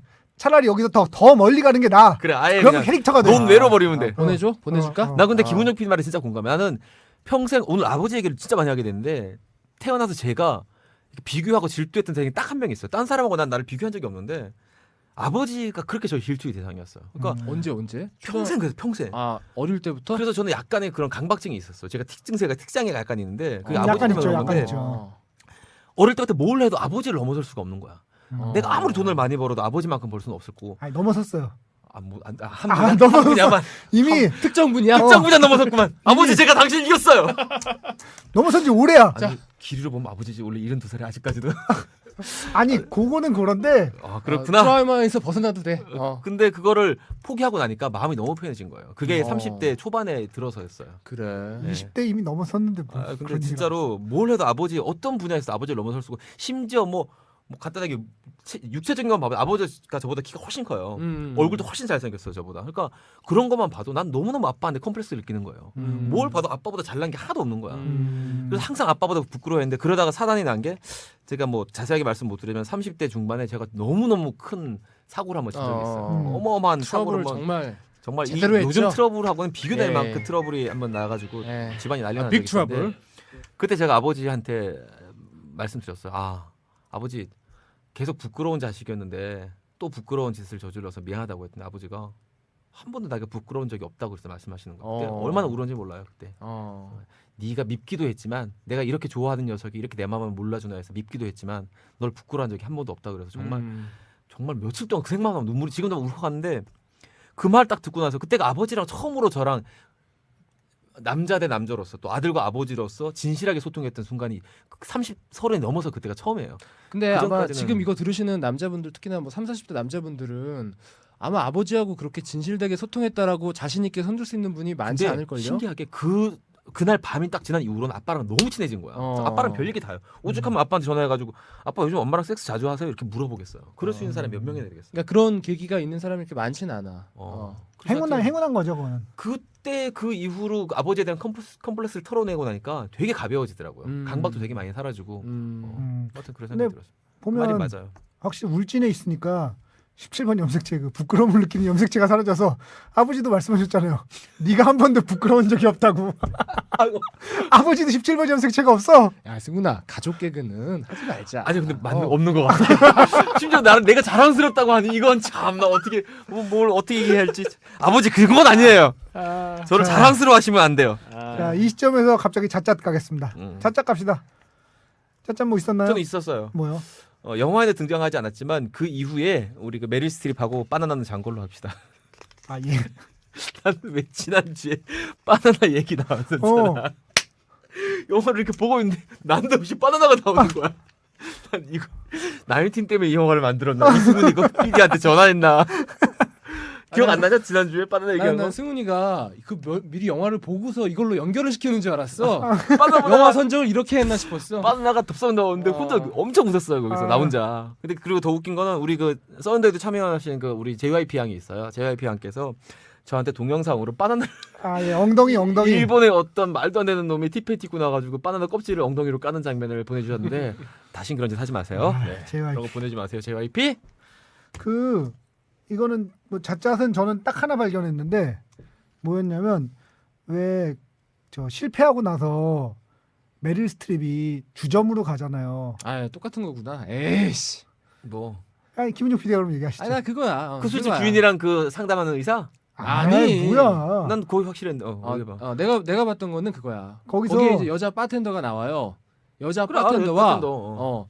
거기 있는 남자들 중에서 한 명이나 잤다? 아니 다. 아니 나는 다는 아니야. 거기에 보면은 야! 그 밤일 없는 남자 손 드세요 하는데 손 들었잖아. 손 든 애들 있잖아. 손 든 애들 빼고 다. 아니 저는 오히려 다르게 접근했어요. 저는 이렇게 손을 들잖아요 쭉. 그 중에 한 명이 안 드니까 마이크 너 안 했다며. 이렇게 맞아, 얘기하잖아. 맞아. 난 마이크란 개가 잤다고 생각해.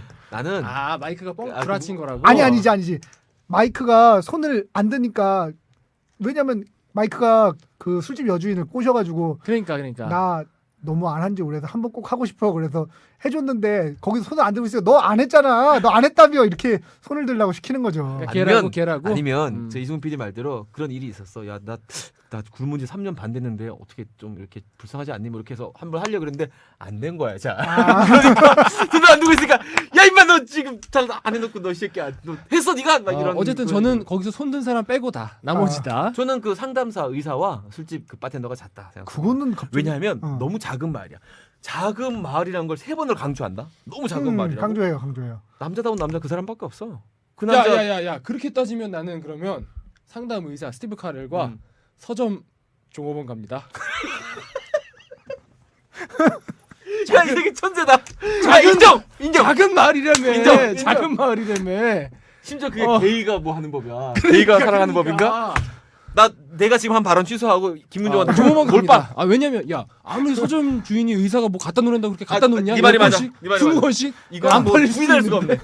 없네. 야, 우리 퀴어 무비 그만 가자. 아니야. 이건 부인할 수가 없어. 야, 나도 퀴어 가고 싶었어. 거기 호텔에서 예약 받는 사람 보고. 그거 내가 몰라서 안 간 게 아니야. 야, 너 부끄러워하지 마. 왜 너 생각을 부끄러워해? 갑자기 안 된다고 그랬다가 왜 듣겠어? 우리 아버지도 나를 안 부끄러워해. 왜 네가 네 생각을 부끄러워하냐고. 부끄러워하지 맙시다, 여러분. 아니, 나 부끄러운 게 아니고 우리가 매번 너무 퀴어로 가면 모든 영화 의문점이 해결이 돼. 그래, 자제하자. 이거는 근데 그 서점 종업원 너무 나의 마음을 강하게 진짜 가자. 그건 맞다. 나 그거 합시다. 서점 주인과 그 상담 의사. 알겠어요. 갑시다. 그리고 좀 얘기하고 싶었던 하나 거. 더 있는데. 네, 뭐요? 그 서점 그 물어보잖아, 상담사가. 타메리 존스한테 판타지가 있냐, 섹슈얼 판타지가 있냐고 하니까 스리썸 그럽니다. 깜짝 했을까? 놀라. 그거. 내 말 들어봐. 그게 아니야. 그러니까 물어보잖아. 그러니까 메릴 스트립이 깜짝 놀라요. With whom? 그럽니다. 그러니까 헬렌? 그러니까 물어 아니라고. 캐롤 이렇게 얘기합니다. 캐롤이라고 마지막에 강아지가 네, 나오죠. 사실은 헬렌이랑 한 거야. 헬렌이랑 한 거야. 하고 나쁘지 않았던 거야. 그러니까 이번엔 캐롤도 한번. 근데 캐롤하고 와이프랑 또 같이 쓰리썸 생각을 한 거야. 근데 와이프가 헬렌이라고 하니까 화들짝 놀랍니다. No. 야, 그렇게 놀랄 수가 없다 사람이. 헬렌이라고. 근데 잤습니다. 제가 볼 때는 헬렌이랑 아니 잤고. 근데 그건 아니죠. 그건 불가능한 게 자기가 한 번도 치링을 하지 않았다고 얘기를 하잖아요. 다 믿나? 에이, 다 믿어? 너 내 말 다 믿니? 그 사람 네 말은 다 믿어. 난 네 말은 다 믿어. 너가 말을 안 할지는 몰라도 거짓말을 잘 안 않아. 하는구나. 거짓말은 안 하는구나. 말을 아예 그렇군요. 안 하지. 그렇군요. 네. 아무튼 저는 헬렌을 강하게 의심했어요. 그 마지막에 그러면 쓰리썸 꿈도 꾸지 말라 그러면서 사실은 들어줬을 것 같은 느낌이 좀 들지 않았어요? 그런 느낌 있지 약간. 들어줬겠죠? 그럼. 저녁 때 놀러 오라 그러면서. 나 진짜 하나 있었는데 오늘 이 화에서는 얘기 안 하려고. 진짜 내 이미지 때문에 얘기 안 하려고. 뭐? 야, 우리 아버지는 안 부끄러워해. 너 얘기해봐. 뭐 부끄러운데? 거기서 콜린지 그 강아지. 그거지 이 새끼야. 야, 이 새끼는 어느 내 마음에 들어와 있어. 야, 브라더 인정한다. 나 이 새끼야. 그만 가자. 멀리 갔다. 아니 너무 예뻐하더라고. 다른 개들 보는 눈빛이랑 달라. 영화 다시 한번 보세요. 진짜 그 개를 보는 눈빛이 달라. 한 마리도 더 늘리고. 하여튼 그 케이와 아놀드가 그때 이렇게 하려고 그러다가 나는 사실 그 장면도 되게 인상적이었는데 그게 되게 전형적인 카트잖아. 그 포르노 무비 이런 데 나오는 벽난로 그 코치라고 하는 벽난로에서 이렇게 팬 하면서 이렇게 의자에 가려가지고 쫙 가면서 카트 이렇게 막 쓱 가면서 손 들어가고 막 이 카트가 되게 전형적인 그 포르노 영화의 카트잖아요. 그렇죠. 거기서 실패하잖아요. 눈을 딱 뜨면서 그 실패한 이유가 뭘까요? 제가 볼 때는 그 회복의 과정 있기 전까지는 정말로 성적 긴장감이 하나도 없었던 거예요. 메릴 스트립이 못 느꼈던 거야. 그거를. 그거예요. 그 전까지 정말로 냉정하게 말해서 사랑하지 않았던 거야. 그 순간에는. 내지는 그 마음 깊이 침체되어 있던 침전되어 있던 침체가 아니라 침전되어 있던 그 사랑의 감정을 몰랐던 거지 타메리 존스가. 근데 이 회복 과정과 또 그 사건 이후에 돌아보면서 그 사랑의 감정이 되살아난 거죠. 이게 사실 사랑의 감정이라는 게 미숫가루 같은 거예요. 흔들어 줘야 됩니다. 다 가라앉아요. 안 그래. 네. 마시는 흔들어 주고. 네. 섹세기 같은 거 섹세기 흔들어 주세요. 네. 정말 그래요. 사랑의 감정. 제가 생각하는 사랑의 감정은 흔들어 줘야 됩니다. 싸우기도 하고 이상한 짓도 하고 화도 내고 서로 가끔 안 보기도 하고 이래야지 다시 됩니다. 그래서 그렇구나. 그러니까 늘 항상 이렇게 실천을 하시니까. 그러니까. 아니 근데 흔들어도 너무 흔들어. 적당히 흔들어야 되는데 폭파될 것 같아. 흔들다가. 그러니까 이러다가 터질 것 같아. 퀘이커 교도가 아니라 쉐이커 교도예요. 네, 그렇습니다. 저는 좀 김민종 PD 어떻게 생각하세요? 좀 동의해요. 약간 그때까지는 못 느꼈다가 뒤늦게 이제 활활 타오르잖아요. 저는 조금 다르게 생각해요. 저는 라마르크 아시죠? 라마르크. 용불용설. 용불용설. 5년 동안 안 하고 나니까 안 되는 거야. 시동 거는데 좀 시간이 걸리는구나. 그래갖고 안 돼가지고 눈을 딱 떴는데 얘는 안 돼서 눈을 뜬 걸로 착각한 거. 자기는 그러니까 그때 제가 읽은 저 토메리 존스의 표정은 안 된 거야. 그래갖고 당혹감. 당혹해서 이런 건데 그 표정을 가지고 저 메릴 스트립은 자기에 대한 애정이 없어서 자기를 그런 눈으로 쳐다봤다 이런 식으로 생각을 하는 거죠. 그게 둘의 큰 오해인데 그걸로 인해서 사실은 원래 정상적인 부부의 과정이면은 둘이 갈라설 수도 있는 거예요. 왜냐하면 이 사람이 나한테 애정이 하나도 없구나라고 생각해서 영화니까 그냥 봉합이 된 건데 되게 그게 오해로 인해서 사실은 실제 부부 생활이나 실제 친구나 뭐 이런 인간관계에 있어서 오해로 인해서 그렇게 생기는 게 많잖아요. 그렇지. 저는 그게 사실 오해였다고 생각을 해요. 용불용설 때문에 안 돼서 얘는 당혹을 한 건데 얘는 그러니까 사실 완고한 남자잖아요. 완고하고 자기가 되게 이렇게 마초 같은 남자인데 안 되니까 너무 당황스러운 거죠. 아니 그럼 메릴 스트립이 만약에 그러니까 오해가 그 오해였다는 걸 알고 진실을 알았다면 그러면 이승우 PD는 그러면 아무 문제가 없었다는 거야? 그럴 수 있죠. 어쨌든 저는 용불용설 조심스럽게 제기해 봅니다. 근데 그 섹스에 있어서 용불용설은 100% 맞아요. 정말로 하면 할수록 아니죠. 심하다 아니, 싶을 근데 정도로 해도 돼요. 이재 진짜로. PD님은 용불용설을 잘 모르는 게 용설밖에 모르잖아. 불용설 잘 모르잖아. 불용설 알아요? 제가 진짜로 정말 개인적인 얘기를 좀 더 하자면 30대 초반에 31~2살 때 정말로 다짐을 하고 섹스를 끈 적이 있어요. 정말로 한 몇 달 이렇게 안 했던 적이 있어요. 보통 몇 달은 많이들 안 해. 그때 그 아이디를 맨날 항상 그 뉴맨 막 이렇게 뉴맨으로 했었잖아. 뉴맨 뭐 2004. 2004년부터 시작했어요. 뉴맨 2004. 맞아, 그때쯤이에요. 내가 30대 초반이라 그랬잖아. 그때 30 뭐 이때쯤이에요. 빅 트러블. 빅 트러블. 아유. 다 개판이 되더라고요. 그래서 안 되는구나 했습니다. 그렇군요. 하여튼 그럼 용불용설인 걸로. 자, 뭐 어떻게 보면 재밌을까요, 이 영화? 부모님들한테 티켓을 예매해드리면 재밌습니다. 김은정 PD는 저는 그게 이 영화의 가장 올바른 화로뱀인 것 같아요. 그러니까 이런 정도 전후에 계신 우리 저희 나이 또의 부모님들에게 티켓을 구입해드리면 좋은 선물이 되지 않을까 싶습니다. 근데 저는 어떻게 보면 또 저희는 재밌을 수 있는데 또 어르신들한테는 또 민감한 문제일 수도 있어요. 의외로 제가 또. 엄마한테 한번 문자 보내볼게요. 엄마 영화 재밌게 봤냐고. 약간 그런 생각이 드는데 하여튼 우리 세대가 봤을 때는 우리가 한번 보면서 우리 부모님의 어떤 행복에 대해서 한번 생각해보는 그런 시간. 그러니까 부모님들이 특히나 우리나라가 제일 심한데 자식을 낳으면 다 자식 위주로 돌아가요. 쟤 뭐라고 그랬어? 몰라. 자식. 쟤 좀 전에 자식을 낳으면 그렇게 얘기하지 않았어? 걔 정말 언제 야너 트러블 메이크 한번 틀어 너한테. 이 새끼. 알겠습니다. 이런 식으로 이승우 하면은 요즘 왜 이렇게 저렇게 적극적으로 되는지 모르겠네. 그만 적극적으로 되는데. 젖 같은 녀석들. 그래서 자식을 낳으면은 나 자식한테 이제 올인하는 분위기잖아 우리나라.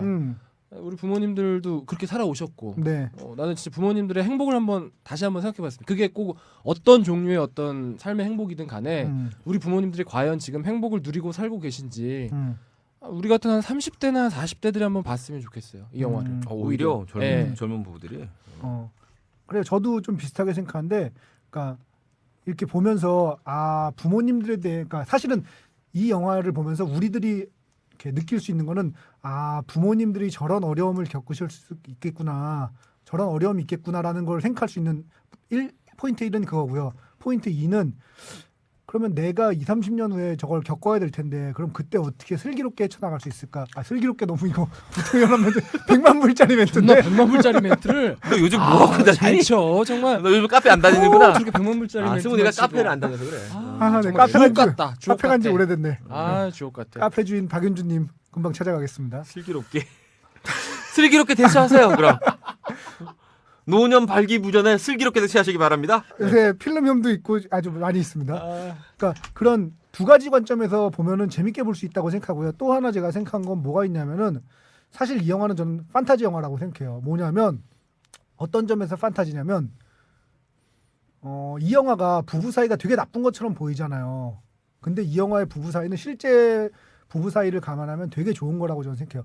이 나이가 됐을 때 한쪽이 예를 들면 남편이 부인한테, 부인이 남편한테 애정을 가지고 있는 부분은 있을 수가 있어요. 그건 꽤 많을 거예요 아마. 근데 양쪽 다 애정을 가지고 있는 부분은 제 생각에는 그렇게까지 많지는 않습니다. 현실적으로 볼 때. 뭐냐면 10명의 부부가 있다고 치면 1명 정도는 서로 사랑하고 실제로 사이도 좋은 부부가 10명에 한두 명 정도 있을 거예요.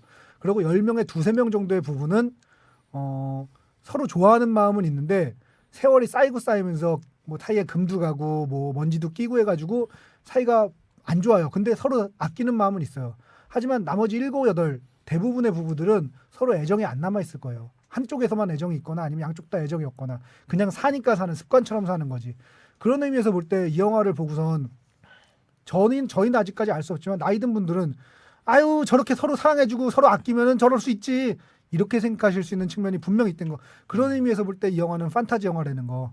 저도 사실 영화 보면서 내내 그 생각했거든요. 이 영화는 판타지다. 근데 저는 약간 생각이 다른 게 그 메릴 스트립이 계속해서 지고지순한 노력을 보이잖아요. 어마어마한 돈을 끊어가지고 세션도 마련하고. 네네. 저는 양쪽 중에 한쪽만 그런 애정을 갖는 것만 해도 저 나이에 판타지다. 그럴 수 있죠. 사실은. 그런 노력을 하기가 쉽지 않죠. 예, 그러니까 둘 다 근데 사실은 알고 보면은 노력이 마음속에 있었잖아요. 심지어 타미리 존스까지도. 그러니까 진짜 저도 그 생각했어요.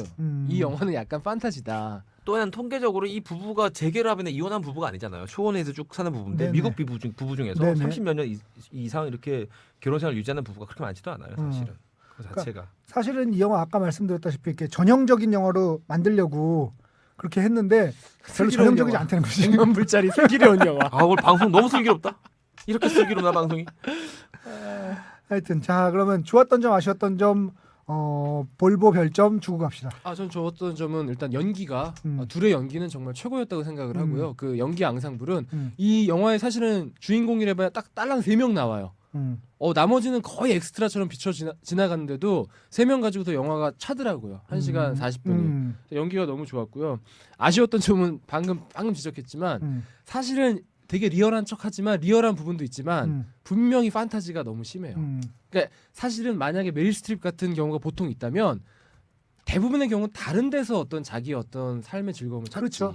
남편이 저렇게까지 안 돌아봐 주는데 차라리 다른 외간 남자를 만나든지 모임을 간다든가. 뭐 모임을 간다든지 아니면 자신에게 정성을 쏟는데 뭐 다른 데로 귀결이 되지 이렇게 정성을 쏟는다는 게 어떻게 보면 정말 진짜 판타지인 것 같아요. 그래서 저는 어떻게 보면 너무 판타지가 심하지 않았나. 조금 더 리얼했으면 더 좋지 않았을까. 그런 생각이 좀 아쉬웠고 별은 4개를 주고 싶고요. 3, 40대 이런 그런 부모님을 둔 자식들이 한번 좀 꼭 봤으면 좋겠습니다. 그러면 완전 볼. 저는 제일 좋았던 거는 사실 오늘 이 방송 녹음하기 전까지는 바나나가 나와서 제일 좋았어요. 마치 지난번과 그 완벽한 완결성. 어떻게 바나나가 그렇게 이어지나? 그리고 충격적인 사실 하나 알려드릴까요? 제가 지난번에 그 매드 티클러라고 미친 간지럼쟁이 그 포르노 얘기했잖아요. 네네. 우리 작가한테 그 비디오 봤다는 사람이 동영상을 보냈다고요? 목사님 작가한테 제보가 들어왔대. 야 근데 표정이 자기가 그 동영상을 갖고 있다며. 토할 것 같은 표정이야 지금. 토하지 마세요. 그 얘기했잖아요. 그 섹스 안 하고 계속 콩알탄만 던지다가 희롱하다 끝나는 그 영화. 콩알탄 던지는 지금 바로 지금 구토를 바로 오버히트 할 것 같은 저 표정. 아니 근데 어떻게 작가한테 메일을 보내지? 몰라요. 하여튼 뭐 카톡이에요? 카톡이 왔대요. 와우.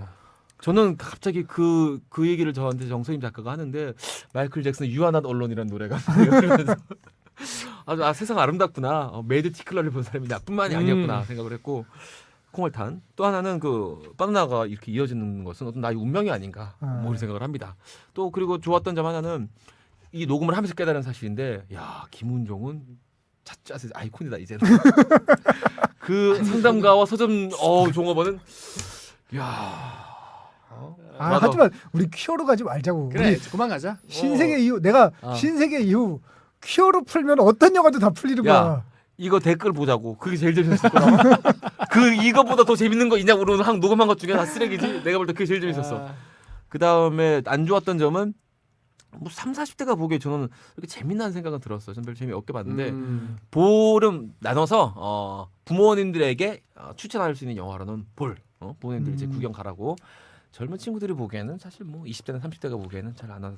저는 고민 그러니까 자기의 미래에 대한 고민이나 부모님이 좀 약간 짠해지더라고. 우리 부모님들도 다 저러시지 않을까라는 생각이 그렇겠죠. 들었어요. 다들 비슷할 거예요. 사는 다들 자식 키운다고. 근데 저는 이 영화가 판타지라는 또 하나의 이유가 뭐였냐면요. 사실은 여기서 타미리 존스가 거의 70 가까이로 역할이 나오잖아요. 근데 아직도 정정하게 좋은 회사에서 좋은 월급 받으면서 일을 하고 있다는 게 약간 전문직이라서. 전문직이긴 한데 어쨌든지 간에 저는 사실은 우리 부모님들은 그런 고민도 못해요. 자식 등록금 뭐 자식 아니면 결혼자금 이런 것 때문에 오히려 그런 더 팍팍한 것 때문에 고민을 하는데 거기서는 약간 돈 문제는 일단 해결됐잖아. 어느 정도는. 물론 그 사람이 되게 구두쇠고 아끼기는 하는데 그래서 약간 더 판타지 같은 느낌이 있더라고요. 어떤 면에서는 약간 그런 느낌이 들었어요. 알겠습니다. 저는 누구한테 추천할 수 있는 영화를 오랜만에 봐서 되게 좋았어요. 저는 되게 취향을 타는 편이라 제가 보는 것 중엔 추천해 줄 만한 게 많지 않은데 이 영화는 보겠다는 사람 있으면 몇 명을 제외하고는 다 추천할 수 있을 것 같아요. 그러니까 젊은 사람들한테는 미래에 대한 준비, 고민 뭐 이런 걸 미리 해본다는 면에서 권할 수 있을 것 같고 나이 든 분들은 자기들의 얘기니까 추천해 줄 수 있을 것 같고 그런 추천할 수 있는 영화라는 점에서 되게 좋았고 안 좋았던 점은 아까도 얘기했다시피 좀 다분히 자기적이고 너무 전형적인 도식적인 구조를 만들기에 자기적인 면이 있고 그다음에 너무 판타지다. 이런 뭐 두 가지 면이 좀 아쉬웠고요. 볼보는 뭐 볼 드리고요. 별점은 3개 드리도록 하겠습니다. 그러면은 여기까지 하고 다음 주 영화는 뭐 할까요? 다음 주 영화가 지금 전설의 주먹이랑 오블리비언이라는 영화가 있고요. 월플라워는 재밌다고는 하는데 이게 상영관위가 많지가 않은 것 같아요. 셋 중에 어떤 게 바나나가 나오죠? 야, 바나나 물 올랐어? 나오는 걸로 합시다. 물 올랐어. 바나나 존경한다. 나오는 걸로 합시다. 야, 정말 존경한다. 이재리 진짜로. PD가 원하는 걸로 합시다. 나 오블리비온. 저 탐크루즈 나오는 거 말하는 거죠? 네. 재밌겠다. 네. 여기 바나나 나오면 정말 예술인데. 나 찾고 만다 내가 진짜. 저 머리 풀샷 저기다 바나나 안무까지 내가 찾아낸다. 근데 의외로 대박으로 영화 시작하자마자 바나나 픽처스 이러고 나오면 자, 알겠습니다. 그럼 다음 주 영화 오블리비언 가는 걸로 하고요. 메일 소개 다시 한번 해주시죠. 네, 저희 이메일 많이 보내주세요. 제가 이메일 주소를 소개하면 이수근 PD는 바로 한숨을 깊게 쉬는 걸로. 자, 저희 이메일 시네타운19입니다. CINETOWN 숫자 19 시네타운19 자, 들으셨죠? 아우 다음 매일- 주 일이 좀 늘어나겠네요. 매일- 아우 좀 다음 주 힘들겠다. 네, 많이 보내주세요. 컴온요. 알겠습니다. 자, 풍문으로 듣는 방송, 간접 광고가 가능한 야매 방송, 월급쟁이들의 애환이 담긴 방송, 시네타운 19 48의 호프 스프링스 편 마치도록 하겠습니다. 여러분 감사합니다. 안녕.